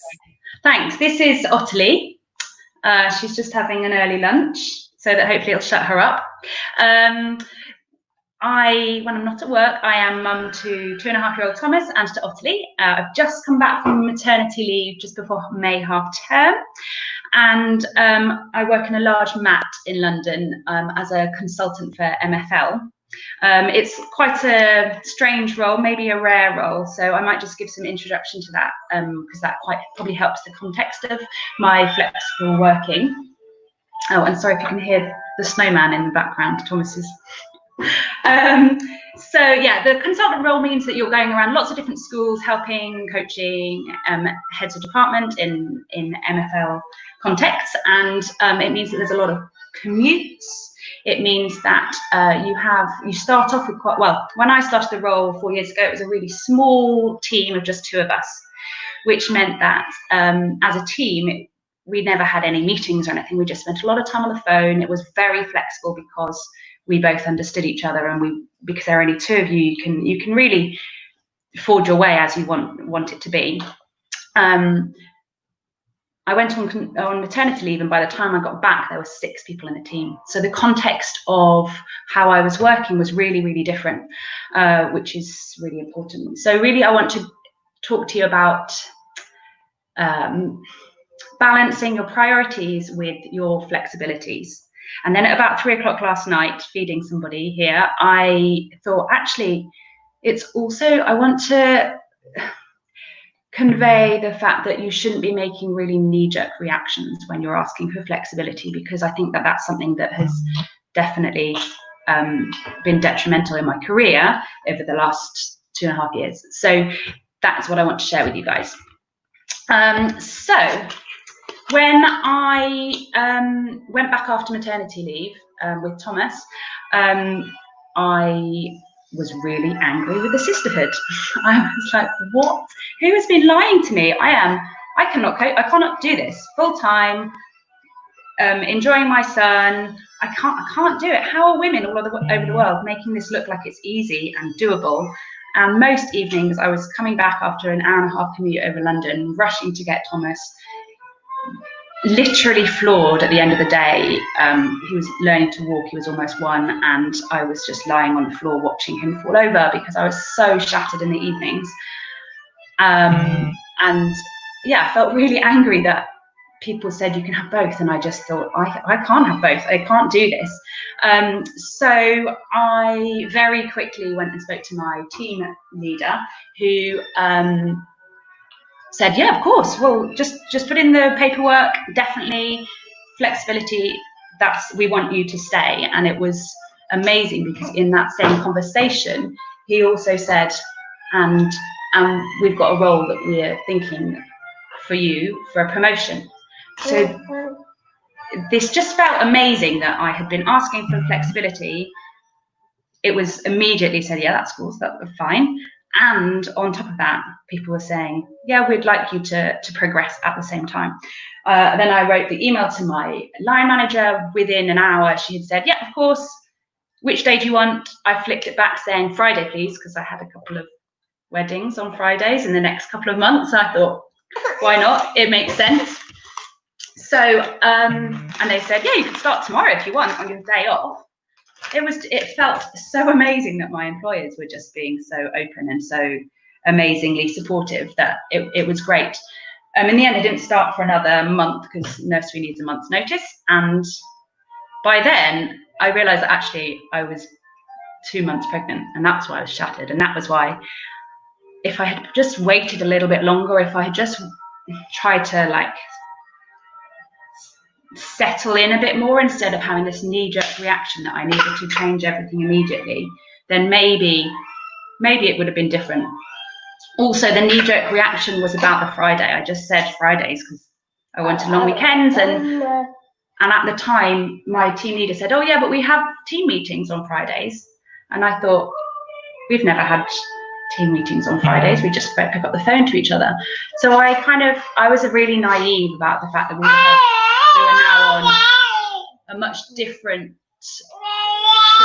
trajectory, apologies, in our team. And I think that I wasn't flexible about that. My employer had been so flexible and had told me what their priorities were for me and for, you know, to help my career. And actually that didn't help me in the end, because I did then miss every team meeting for an entire 2 terms. And it meant that actually, ultimately, I wasn't the same in that team. So, because I wasn't at the meeting. So I think there are a couple of things I would say is if you don't have a choice which your day off is, and it happens to fall on a meeting day, please always request the meetings to be recorded. It's so easy nowadays after we're using technology. And then you can be there, you can at least listen to it over your weekend. Snowman, can you hear it? So, and then you don't feel like I didn't have imposter syndrome the day I went back to work. I had imposter syndrome after I requested the flexibility, because I went for the wrong type of flexibility. And so I definitely missed out because I wasn't part of those decision-making meetings. And I definitely feel like if I had my time over again, I would play it very differently. I'm going to stop you there, Rachel, because I need to hand over to Helena. Thank you so much, Rachel, Ottley, Thomas, and the Snowman. I think very, very artfully balanced there. So well done. Thank you so much. And I know that Helena, my co-founder from Women Ed, who's just come back from mat leave, is going to talk probably about this whole thing about you can't have it all. She's blogged and spoken about it a lot in the past. So Helena, it's lovely to see you. I'm glad your technology is working. Over to you. Hi, thanks for having me. Yeah, hopefully the Wi-Fi in my South Cambridgeshire village plus the cable will allow this to happen. Can you hear me okay? Great. So the inspiration for my title really came from thinking around the chapter that I wrote in the book with Caroline, who was my previous head teacher, is called Flexing Our Schools. And there's a lot in there about culture and conditions to make it happen, which many of the speakers have discussed this morning. But actually, as a head teacher, I felt like that's only one side of the story. Having a flexible workplace and a flexible boss is really integral to making sure that women, particularly my position as a working mum, can be able to feel fulfilled in work and be able to progress in leadership. But it's actually what happens outside of school that needs to be supportive and flexible as well. And I'm not sure that enough is really being said about that, but certainly lockdown has made me really reflect on flexing our homes as well as flexing our workplaces. That's the kind of angle I want to go on today, really. I'm reminded of a phrase by Sheryl Sandberg in Lean In, which is the importance of making your partner a real partner. And I don't want to cause any arguments at home this evening, but I wonder how many women and men have real partners at home in that sense of it, in terms of making sure that the flexibility and the balance can be achieved, or whether or not we're kind of going down the narrative of just thinking it's the school that needs to provide the seat at the table. If you can't even get to the table because you're stepping over multicoloured toys that are playing loud music and the dinner's cooking and the child needs help with their home learning, etc., that's not going to happen. You know, regardless of who's championing you and how supportive the workplace is, we need to have the conditions around us to enable success to happen in terms of our careers as well. And I know I'm speaking from the perspective of someone that's got a husband that definitely is a real partner, and I know many people will be, you know, having single parent dynamics and all sorts of other home circumstances. So I forgive the fact that I'm maybe not speaking on behalf of everyone, but I just wanted to share some insights really that I've had myself. So as Hannah mentioned, I am a full-time working mum. I'm at work at the moment, as you can probably tell. This is not my house. I have had children since I've only ever been on SLT as a full-time working mum. So my first child is 10 years old, I've got a 7-year-old, and I've got a 6-month baby. And during that time, I've gone from one assistant headship to another assistant headship to a deputy headship, and now I'm a head teacher. I have stepped down from being a CEO as well, and my balance is much better as a result of that too. My husband, as I mentioned in the chapter in the book, began by asking to go part-time and was refused part-time working, even though all the women in his team were granted it. And that was interesting as a struggle to try and make our household more flexible. But since then, he's been a stay-at-home daddy for quite a lot of time. He's worked part-time again, and he's now on shared parental leave. A lot of people say I'm lucky, going back to what Emma Shepherd said earlier about her workplace, and the idea that I have a husband that pulls his weight makes me lucky. And I don't think it's necessarily luck. So I think there's a conversation to be had around that as well. So lockdown has made me really reflect on that, the circumstances around women that work. My mum was a single parent for a number of years. We came to this country from Bosnia when I was 2, and she definitely did a dual burden and triple shift in terms of working 2 jobs, doing all the childcare, doing all the housework. Even when she remarried, she was still doing all the housework and all the childcare and doing a full-time job and a big commute. So I guess I've got that perspective in my back pocket as growing up in a household where the woman was definitely doing absolutely everything. And maybe that's given me an insight into what kind of household I do or don't want to live in. Conjugal roles, you know, just something to reflect on. I don't know, it's quite gender stereotypical, but what are pink jobs? What are blue jobs in your house? What's lilac? What shade of purple is it? Is it always the same? And I think we need flexibility there in terms of how we give and take at home and the balance that we have. In my house, cooking and washing are absolute blue jobs. That is my husband's domain. I don't interfere. Washing the bathroom, for whatever reason, cleaning the bathroom is a pink job. Childcare during the week is a shade of indigo. I do the night shift, but at weekends, it's my role. And it works for us. I'm not going to say it always works, but I think the 8 C's are relevant in the home as well as the workplace in terms of communication and challenge and collaboration. They need to be happening at home as well. From numbers of conversations I've had during lockdown and from Twitter feeds I've seen, and from the maternity CPD poll, I don't think I'm typical. I also don't think I'm lucky. A couple of comments have been around, are we still in the 1950s in terms of women automatically going to a default role of expecting to do all the household chores, as well as the homeschooling, as well as flexibly working from home, whilst their husband sort of locks themselves in an office with a headset on from 9 a.m. to 6 p.m. in really important business calls.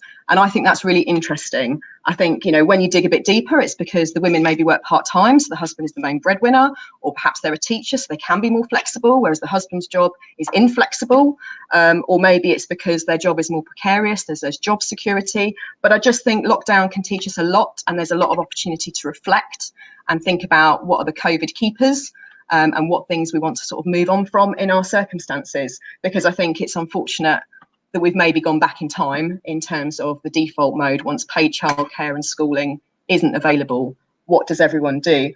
So to finish with, really, I think it's important that we flex our homes as well as our schools. I find it interesting that the poll from Emma was that 70% of working mums are saying they're doing most of the childcare at the moment. I wouldn't expect that to be the case in 2020, but it is. And how can we make sure that men having that role as a father isn't seen as lucky for women, or actually just lucky for them? There's so many dads, as we've mentioned earlier, that would really enjoy having that greater balance too. Thank you so much, Helena. You always come with such good challenge and such good questions, and I know everyone's brains are going to be hurting. And I think it is a time for some difficult conversations at home. From everything I've read from Lean In and the McKinsey reports over the last few months, the detrimental impact of COVID is going to hit women the hardest and women with children the hardest. And we really need to review that. And I've had lots of conversations with women who are empowered leaders at work, who negotiate and are candid in the workplace, who need to have that candor in the domestic sphere as well. So thank you so much for raising that. Following you, Helena, today we have Lizzy. Lizzy, it's lovely to meet you. And you're going to talk about your journey to flexible working, leaving headship, and how you're now embracing flexible working now. So over to you. Hi, thanks, welcome. Hi everybody. Yeah, I'm going to talk about how to retain your best staff through flexible culture. But first I want to start by setting a bit of context to teaching, and how in teaching we seem to be so dramatically behind the rest of the workforce. 22% of teachers work part-time, and that is dramatically behind the rest of the workforce. I want to start by talking a little bit about male teachers, because in terms of part-time staff, we tend to predominantly, with respect to Eddie, we tend to really focus on women. 8.6% of male teachers are part-time, and compared to the rest of the workforce, 13% of men in the rest of the workforce are part-time. 26.4% of female teachers are part-time, and that's compared to 42% of the rest of the workforce.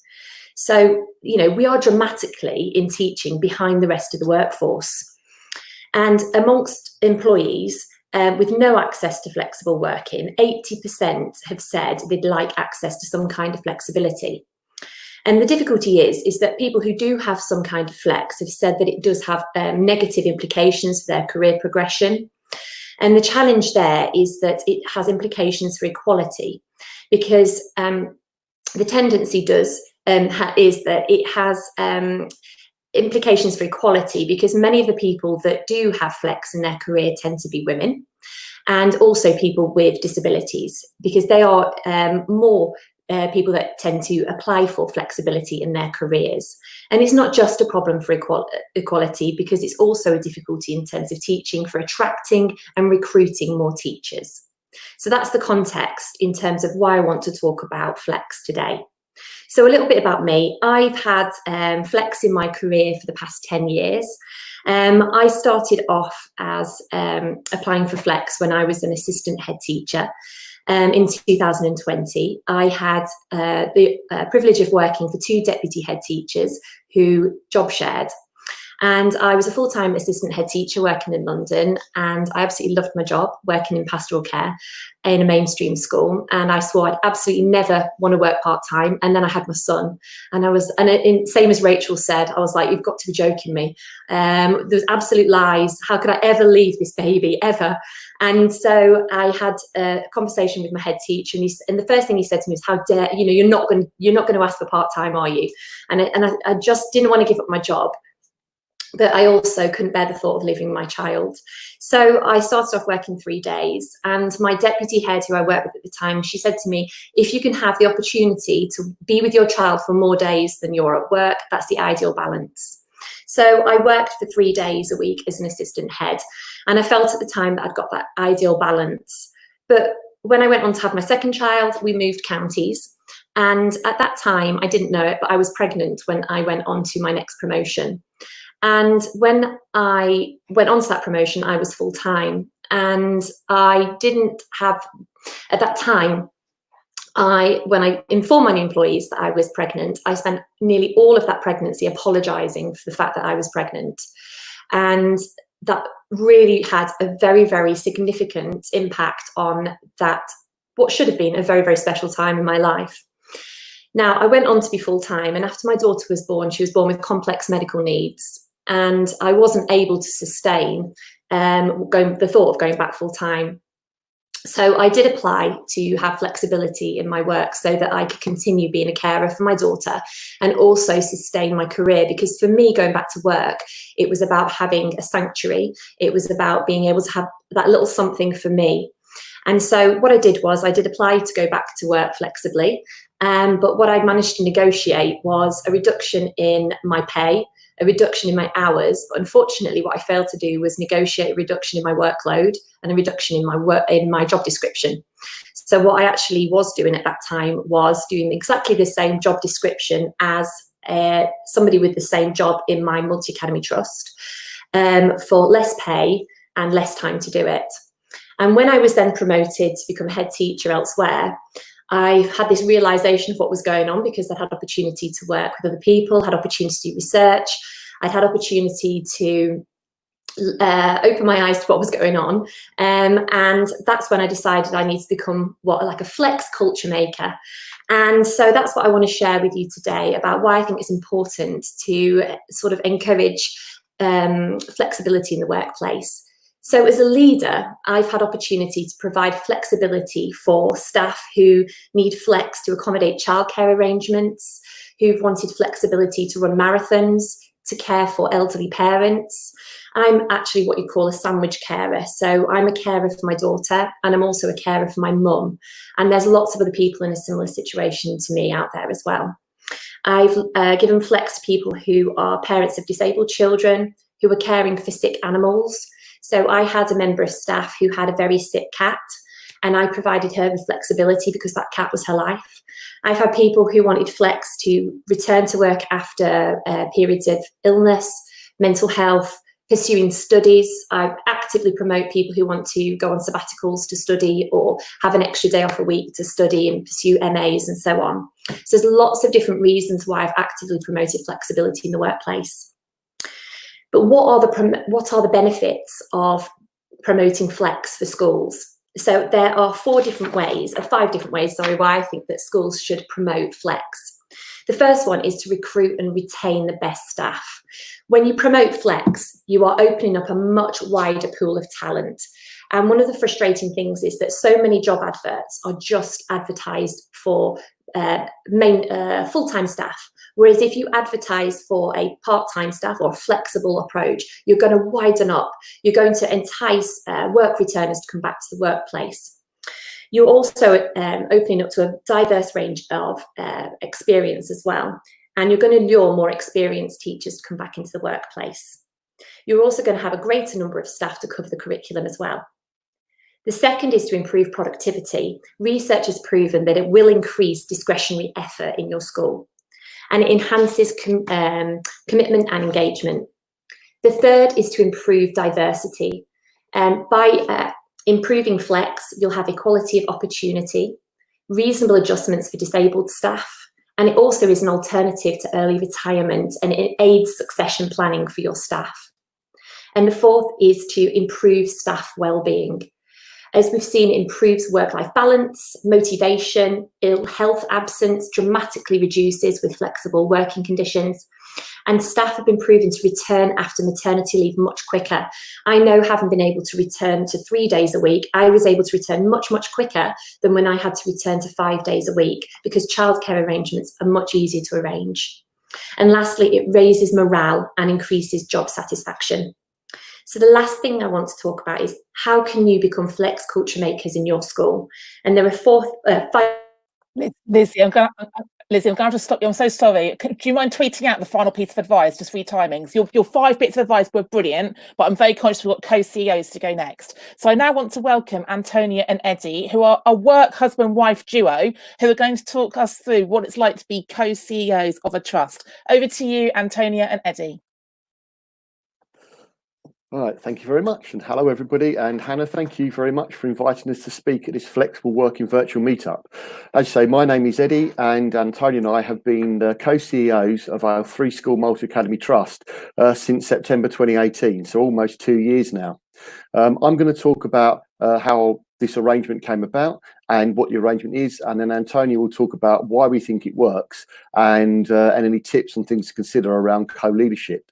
So, how did our arrangement come around? Well, before we became co-CEOs, we had worked together for about 10 years by the time the situation arose. The current CEO, or then current CEO of the organisation, was leaving. And so naturally, we met and had a conversation about this at our favourite noodle bar close to where we live. We were very proactive, and we actually put together a position paper for our trust board, rather than just leaving it to them. The board, to be fair, the board were a little nervous about the proposition of having co-CEOs, and it did take us a little while to persuade or show them the benefits of it. I think probably the main cause of their nervousness was that co-leadership, they didn't believe that co-leadership could work at the very top of an organisation, and part of that was based on their own business experience. And I think in maybe one of their cases, it may have been a poor personal experience of co-leadership within the business environment. So what we did is we used evidence of what had happened elsewhere, outside of education. Co-leadership is becoming quite popular in other countries like Germany as well, but also examples of co-headships that flourished in schools in this country, some of them very local to us. We asked them for their questions or worries, and then we, in a meeting, we actually addressed all those systematically, and we agreed to review this at any time that the board felt there was a concern that it wasn't working, and also, more importantly, should one of us actually leave. We do recognise that there is a cultural barrier to co-leadership, and that was kind of exemplified by our board's concerns initially. When completing an executive educators programme with ambition, some of the other CEOs did find it a challenge to conceptualise our particular model of co-leadership. But it's not just people that work in education directly within schools. couple of years ago, when we had our annual call with the Regional Schools Commissioner's office, we were told that without having met us or asked us about our model or the impact that we had, the RSC would not allow us to grow our MAT with a co-leadership model. When we pushed for an answer, they indicated that they needed to know who would be held responsible if something went wrong, to almost quote that one. While this now does appear to be no longer a barrier, there still seems to be a lack of desire, from the centre to learn about different models, which does need to change. There is also a suspicion about the model and a lack of awareness or belief that things can be done differently. And that's why we hope that we are pioneering this approach and demonstrating how effective it can be, and opening people's mindsets to that. So what actually is our arrangement? Well, it's not a job share per se, where we split a working week, into parts. We are co-CEOs and we both work full time. We have very clear roles, standards for Antonia and operations for myself, but shared responsibility, though this doesn't preclude us being involved in each other's roles. So Antonia will get involved with aspects of HR, for example, and I will get involved with some aspects of education, as we both come from an education background. And we definitely both hold each other to account for decisions made, ensuring full knowledge and understanding of what each other is doing. Our structure is no more expensive than in a similar sized organisations, as we fulfil roles that other MATs would package differently. For example, I also fulfil the role of a Chief Operations Officer, and Antonia as a Director of Education. But within this, we are able to add value by leading on projects, initiatives, etc., that maybe other CEOs may be unable to do because of the demands of fulfilling that role as an individual. So now I will hand you over to Antonia to talk about why we think it works. Thank you, Eddie. In terms of why we think it works, Eddie and I share the same values, and we both share the same hardcore commitment to excellence, and I think that sees us through. But what we don't share is the same skills or ways of working or opinions on many things. But we think that means that when we look at pieces of work collectively from diverse perspectives, that actually we can produce more rounded and robust pieces of work as a consequence of that, of being able to liaise and work in a co-leadership model. We also think that it works because there's no need to defer to the HIPPO, the highest paid person's opinion, because as I'll talk about shortly, we get paid the same amount, and so therefore we can't. So we can come up with ideas collectively rather than individually. So Eddie and I have very, very different personalities, and anybody working with us will be able to attest to that. But within that, that doesn't create any clashes. It's actually like a yin-yang relationship where we complement each other's skills. As Eddie's already alluded to, we don't try and do the same piece of work as one another. There are clear roles and responsibilities that we have within what we do, but we make sure that at all stages we do proper due diligence on each other's work, and this makes sure that we both have full knowledge of exactly what each other is working on, and that we're able to collectively make very robust decisions together as they've had more eyes on them.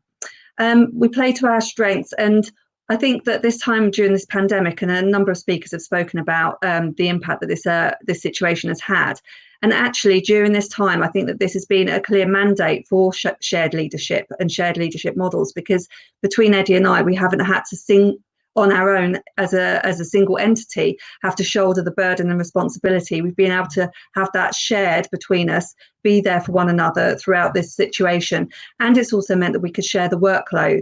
And I imagine that, in situations where you are the one person leading an organisation, that responsibility has laid heavy on your shoulders, as it has for us, but we've had each other to be able to share that.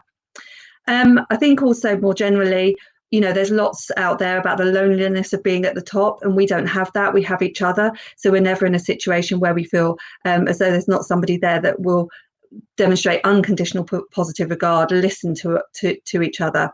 And we're a values-led organisation, and Eddie and I, as I say, share our values, and therefore we're able to make decisions knowing that we're coming at things from the same shared values, but perhaps from different perspectives and with different opinions.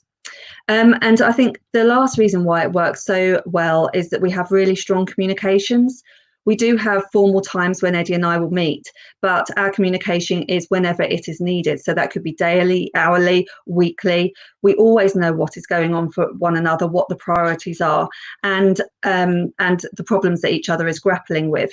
That may sound time consuming, but actually, in fact, we don't think it does, because ultimately we're making much more solid decisions, and therefore we're saving time in the long run.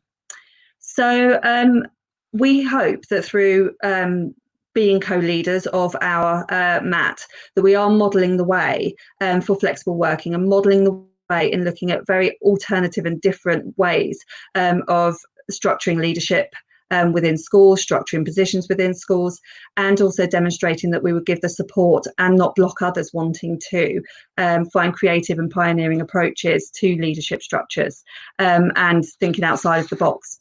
So just a few tips from us to consider when thinking about co-leadership and how it might work. And we hope that although, as Eddie explained, it's 10 over 2 in our situation, we both work full time. Hopefully the things that we've shared here are equally applicable if you're looking at co-leadership as a job share option. So co-leadership isn't necessarily for everybody, but fundamentally, Eddie and I believe that most people probably could find somebody that they could co-lead with and co-lead effectively with. We accept each other's work as our joint responsibility, and that is absolutely core. If something goes wrong with a project that Eddie's been working on, I am equally as responsible for that as he is, and vice versa. And I alluded, excuse me, earlier on to pay. If any of you are like old enough to remember Friends, and remember the agreement that the actors of Friends had around always being paid the same amount as one another. The same is true of Eddie and I. We have an unwritten agreement that the Trust Board may or may not be aware of, that neither of us will accept any monetary advancement that the other is not receiving. Pay and titles can be contentious, and therefore that needs to be considered when thinking about a co-leadership model. And lastly, think carefully about succession planning and what that might look like. We, at the beginning, were very clear with the governors and trustees, and have agreed that should one of us leave the organisation and go on to pastures new, what process would be followed in that particular instance. Within this, make sure that whilst you have clear roles and responsibilities, you skill one another up, so that should that come about, there wouldn't be any skills gap for the other person who would be hopefully stepping into the role of leading that organisation solely. And also within that, I think that and what the strength of our co-leadership model is that we absolutely trust one another. We ensure the highest standards of communication at all times, and in everything that we do, we show each other unconditional positive regard at all times. And that's really important in a co-leadership model, but especially when you're thinking about succession planning also. Okay.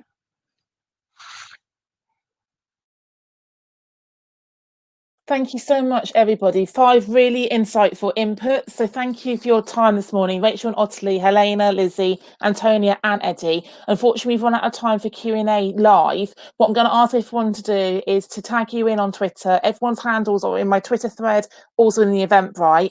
Please carry the conversations ongoing, because I'm sure everybody who's spoken this morning is very happy to answer questions. And just one of the things that's coming through from the comments is we need to be careful that flexible working is not a panacea for the workload issues in our schools, that we need to make sure that our working cultures enable full-time workers to have children as well as part-time workers. I think that's something for us to really keep in our mind's eye. So thank you so much. Please go and enjoy the rest of your Friday, and I look forward to the conversations continuing on Twitter. Thank you very much, everyone.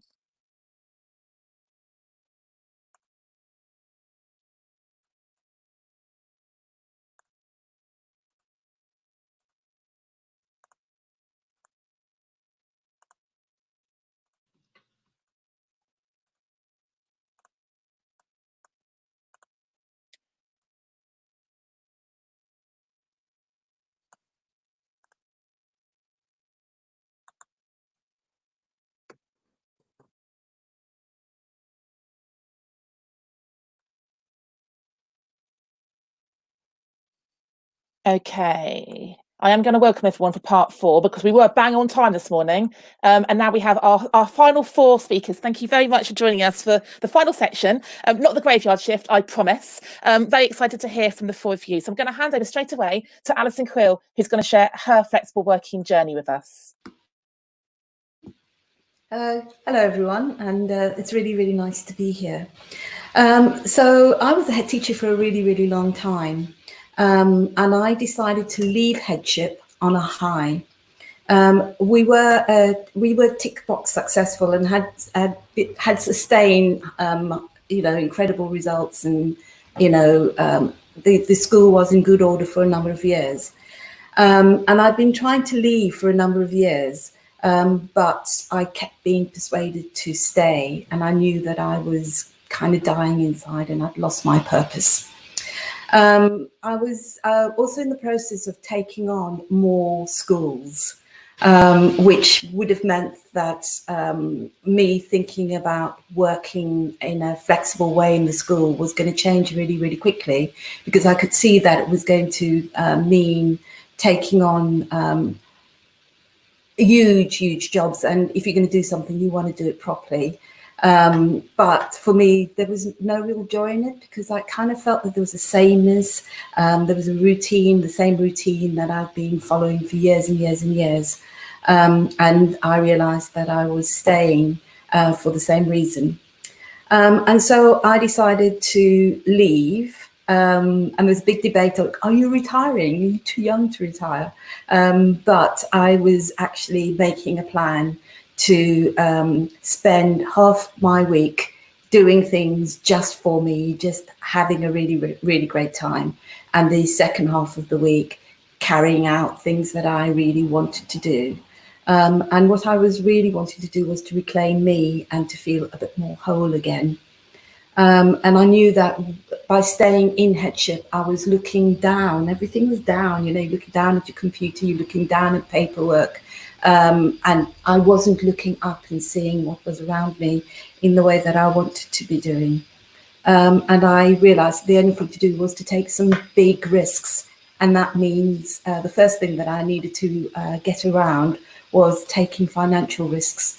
Because obviously, if you go into teaching, when you're in your 20s, you get used to having a salary, and that continues with you. And to suddenly realize that that was part of the reason why you were staying in, it was all the wrong reasons to stay in. So the first thing I did was to consult a financial advisor, and I realized just how little money I needed to actually be okay. And I began to understand tax more, because obviously the salary I was getting had put me into the sort of higher tax brackets, whereas by reducing my hours and reducing my income, things could plateau in a way, because I would be paying less tax and all of those sorts of things. I also then had to plan my exit with the school, because they needed to be okay and I needed to leave in a positive way. And then I also spent quite a time with my coach, thinking about exactly how I was going to work in this sort of part-time model, because the only thing that was going to be holding me to account was me. And when you're holding yourself to account, it's really easy to give your time away. Well, I'm really good at giving my time away. And I also just needed to clarify my vision. I knew inside what my soul's core purpose was. I wanted to leave a legacy, but I just needed to get a lot of clarity around it. And so the day came, I left headship. It was the best party ever. I then spent a little time just sort of being in England for the summer, which was the first time I'd ever done it, because I needed to be away from school for September. It was very nice being able to book a holiday for the return to school time. And then I spent a few months doing some of the things that I wanted to do, as well as working part-time. But I quickly fell into old habits, and I got into fear, and I started saying yes to absolutely everything. And I realized that I was hustling for my worthiness, and I knew that my values were being compromised by some of the things that I was saying yes to. So I then had to make a conscious decision to let go of a few things so that I could get back on track and to start living again fully to my own values. And so that's where I am now. I would say for anybody who's just at that point of, you've done headship for 10, 20 years and you need to do something different and you don't know what to do, take the risk. You will, there's so many things you can do. There's so many options, and you can do it so that every single day feels different. And your world will widen, and you'll start connecting with the right people. You'll learn to stop hustling for your worthiness, and you'll work out exactly who are the people that you most need to listen to, which voices really, really matter. And it is probably, for me, the bravest thing I've ever done, the maddest thing I've ever done, and the best thing I've ever done. So go for it. Alison, thank you. You actually are the voice inside my head right now. I think I'm going to tattoo "Don't hustle for your worthiness" onto a part of my body so I can always see it. Thank you very much for that sound advice. And I'm going to hand straight over to Emma, who's going to talk about her flexible journey as a leader in education. Welcome, Emma. Mute myself. Hello. Right, just want to show you something first. This is a blanket. This is a blanket, and every time I had one of my children, I've got 3, I had one of these blankets made, these beautiful patchwork blankets, hand sewn. There is method in my blanket madness. Because I want to talk about the fact that flexible working is often seen as a route to just balancing 2 things: one single job of work and then home. Now, I've worked flexibly in education since 2004, a variety of roles: class teacher, assistant head, deputy head, co-head, and now CPD lead from Matt. And every single one of them has given me a chance to do something new and something different. Now, I know that I'm really lucky in that every time I've gone for flexible working or asked for flexible working, I have never met with any resistance. So whether that's luck, I don't know. But what I always did when I asked for that flexible work was I thought about the problems that the other person might foresee and went with a solution. This is what you might think. This is what I've thought of.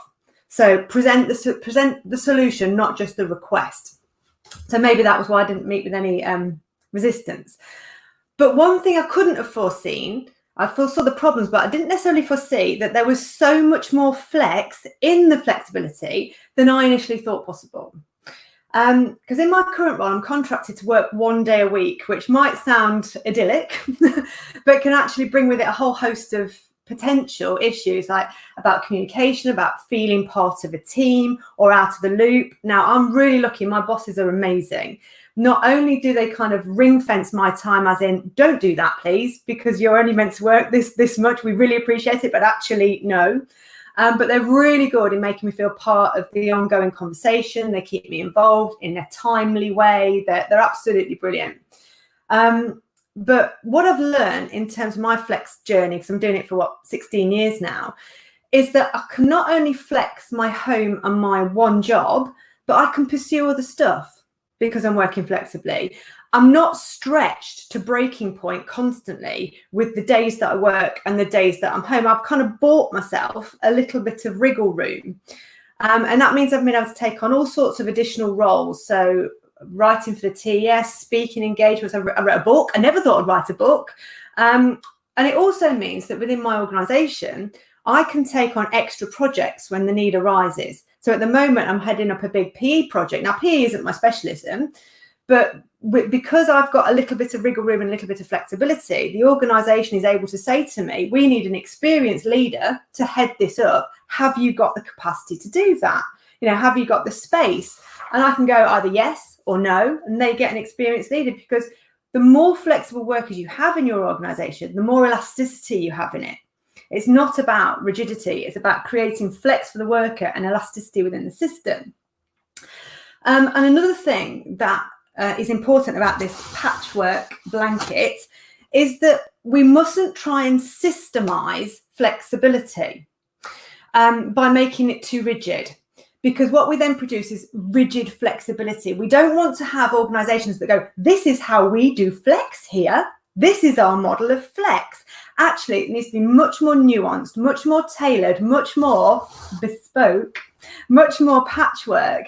and fitting for the organisation and the worker.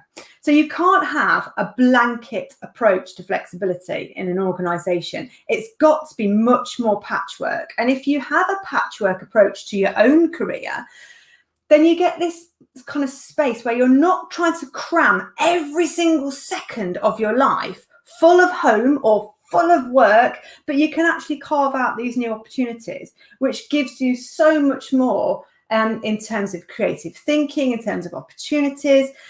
It also, if you're doing other stuff apart as well as your contracted role, it enriches what you do at work because you bring other experiences, other connections, other ways of looking at things, ways of working. It widens your networks. It builds your own confidence as well, because there's lots of people said today about that they feel lucky to work in a flexible situation. But actually, we need to work on portability of flexibility. You need to be a portable, flexible worker. You take your flexibility with you, not you beg for the flexibility in the first place. So what I want people to start doing is to take that narrative around flexible working and push it further. Start thinking about, don't be full to the brim, as much work as you can do and as much home as you can do, but actually creating a patchwork of home and work where you can kind of weave in all the different threads of your passions, your home life, your aspiration, and your contracted hours. It's not about filling everything to the brim. It's about getting not only balance, but breathing space so that you've got that portability of your flexibility. That's me done. Emma, I love our new metaphor for flexible working. Okay, I think that's an amazing visual for us to hold on to, a creative way to weave all of our life together. And I know we challenge the work-life balance rhetoric because actually it's work-life harmony. And what a patchwork quilt is a harmony of all the different pieces coming together. So I love that visual. Thank you so much for that metaphor. I'm going to hand over now to Nikki, who's joining us to bring the governance lens and the governance perspective to flexible working. Over to you, Nikki. Hi, everyone. I'd never, up until this event, I hadn't really considered myself as a flexible worker myself. I don't work in schools. I work in school governance for a national organisation and for a multi-academy trust. And I work part-time in both roles. And what Emma was just saying about feeling lucky really resonated with me, because what I recognise is that my organisations are also lucky that they have me, who works across two different environments in the same sector, because the diversity of experience and the breadth of experience that I get, both in a knowledge base and at a practical level, actually brings more to what I offer both organisations. And I think that's something that we need to think about when we're thinking about who is lucky in these situations and these arrangements. So thank you for helping me articulate that, Emma, because that was a really useful realisation for me. One of the organisations I work for is 250 miles away from where I live. So I work from home for 3 days a week. And that has required a huge amount of trust and good communication and really thinking about how we work together on both sides of that. And we've done that really successfully, I believe. And I believe that the company would say the same. In terms of governance, I think we need to move out of governing board meetings, and I think we need to start having broader, more rounded, longer conversations about how we want our organisations to be, so that we have these systems in place and we have the culture embedded where we promote and we live those values that allow people to be the best of who they can be and work in the best ways and bring their best selves to the organisation, as well as us be the best organisation for themselves. Whenever I hear governors asking about a challenging question, you'll hear somebody say, what does the policy say? And that's right, we should work to the policies, but actually as governing boards, we need to be looking at those policies. So when we turn to those policies for guidance, they're guiding us to the values that our organisation has, and those values that are true to the organisation and that make us be people first. And I think those are really important things to consider. And I would urge governing boards to take some time to reflect over the last few months and really think about the positives that we can take out of people working in a very different way. It's not going to work in schools for everybody to continue working from home. We know that, and that's not what I'm suggesting. But there are real opportunities here for us as governing boards to start really looking and influencing and bringing from our own roles and experiences and our diverse experiences in other organisations, you know, corporate sector, charity sector, volunteers, working at home. You know, we work in a variety of different ways, and we bring all of that richness as governors and as trustees. But we very rarely take the time out of a very time-set, agenda-led meeting to have those purposeful conversations that will lead to real change. And I'm sure that's frustrating for leaders. It's frustrating for the teaching staff and support staff, or all staff who are on the receiving end of those policies and that culture in that organisation. And I think we need to stop and take time and have those conversations and undertake that learning. I loved Liz's phrase of being a flex culture maker. And I think as governing boards, we have a real opportunity to be the champion flex culture makers in schools. And, you know, in terms of recruitment policies, adverts, and I'm not saying we get involved in the operational side of that. I'm very clear on what is a strategic and an operational role in governance. But actually that we start those conversations and we influence from a strategic point of view. Fabulous. Thank you so much, Nikki. And I love the little light bulb moments you're having today about your own kind of commitment to flexible working, because it's all about how we frame things, isn't it? And I've been through an interesting manifestation the last few months where I've been applying for jobs and asking for them part-time and not even being acknowledged for those applications. And I've not had those blocks in my career before. So it's been a fascinating process for me. Our final speaker today, I'm absolutely delighted that Sinead is joining us from Northern Ireland. I met Sinead in San Francisco at the Lean In conference, and she is a corporate leadership coach. And I'm really interested to hear your take, Sinead, on the work you're doing around flexible working. Over to you. Well, thank you so much, Hannah, for having me today. It's very exciting to be with you all. And yeah, I do a lot of work in flexible working because I predominantly work with women and with people returning from careers, you know, career breaks.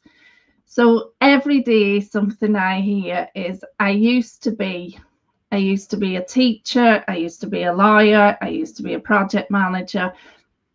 And I've been out of the workplace for so long because of caring or illness or redundancy. And I don't know how to get back in. Who's going to want me? The major blocker for that is obviously flexible working. And what I want people to think about today is how we're losing out on this mass of potential talent that's out there in the market right now, that's so keen to get back to work but doesn't know how. And think about whether they've come from teaching or not. I know, as at the last stats I could find, there's 250,000 former teachers of teaching age that aren't working. But there's also, and after, with the after effects of this pandemic, there's going to be a richness of talent in all different areas, all different sectors that could be attracted back into the workplace through teaching. And what I have discovered from working with women, so I had a woman come to me who was a lawyer in the US. And she was going to go back to work thinking about being a teaching assistant, not a teacher, a teaching assistant, because it's perceived that there's flexibility there. I think of that unbelievable intellect and talent that could be, and teaching assistants are obviously vital. And if that's the right choice for you, it's the right choice for you. But it was entirely because of that perceived lack of flexibility. So what can we do? Well, I'm really encouraged listening to Emma and the others speak about the opportunities that there are there for flexibility. But how much of that comes just for the people that are in teaching currently and are asking for it? how much is seen as being available for people wanting to join the teaching profession.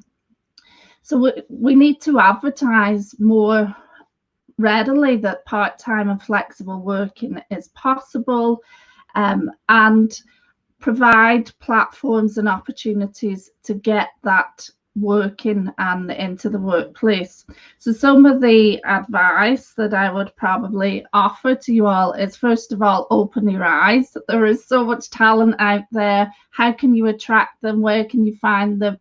How can you make this a potential for you and your organization? Advertise part-time job sharing flexibility. Provide opportunities for teaching practice, because that's one of the things, you know, there's a whole process in place when you graduate and you become a teacher, but what's the process if you wanted to come back? And for career pivoters, you know, how can we attract all this talent into teaching? And then obviously, you know, what I work with in Career Reboot is that whole readiness piece. So for people that want to go back, build their confidence, find their approach, and work with organizations to help them do that.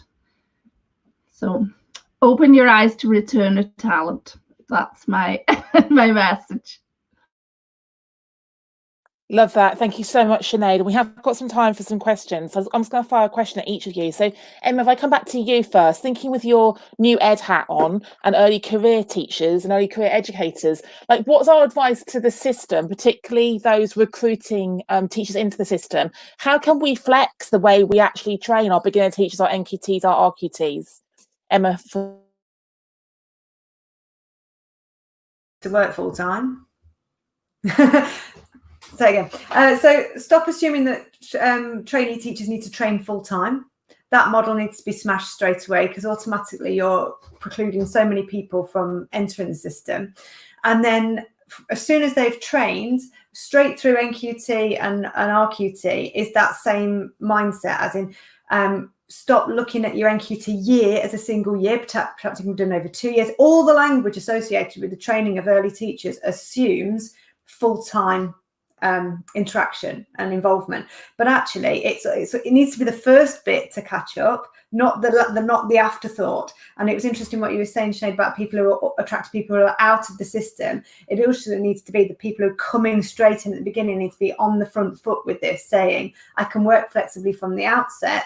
And then we might get a wider range of people entering the profession as well, because it offers that flex from the start. So changing the language around early career teachers and making sure that we offer real flexible opportunities from the very start.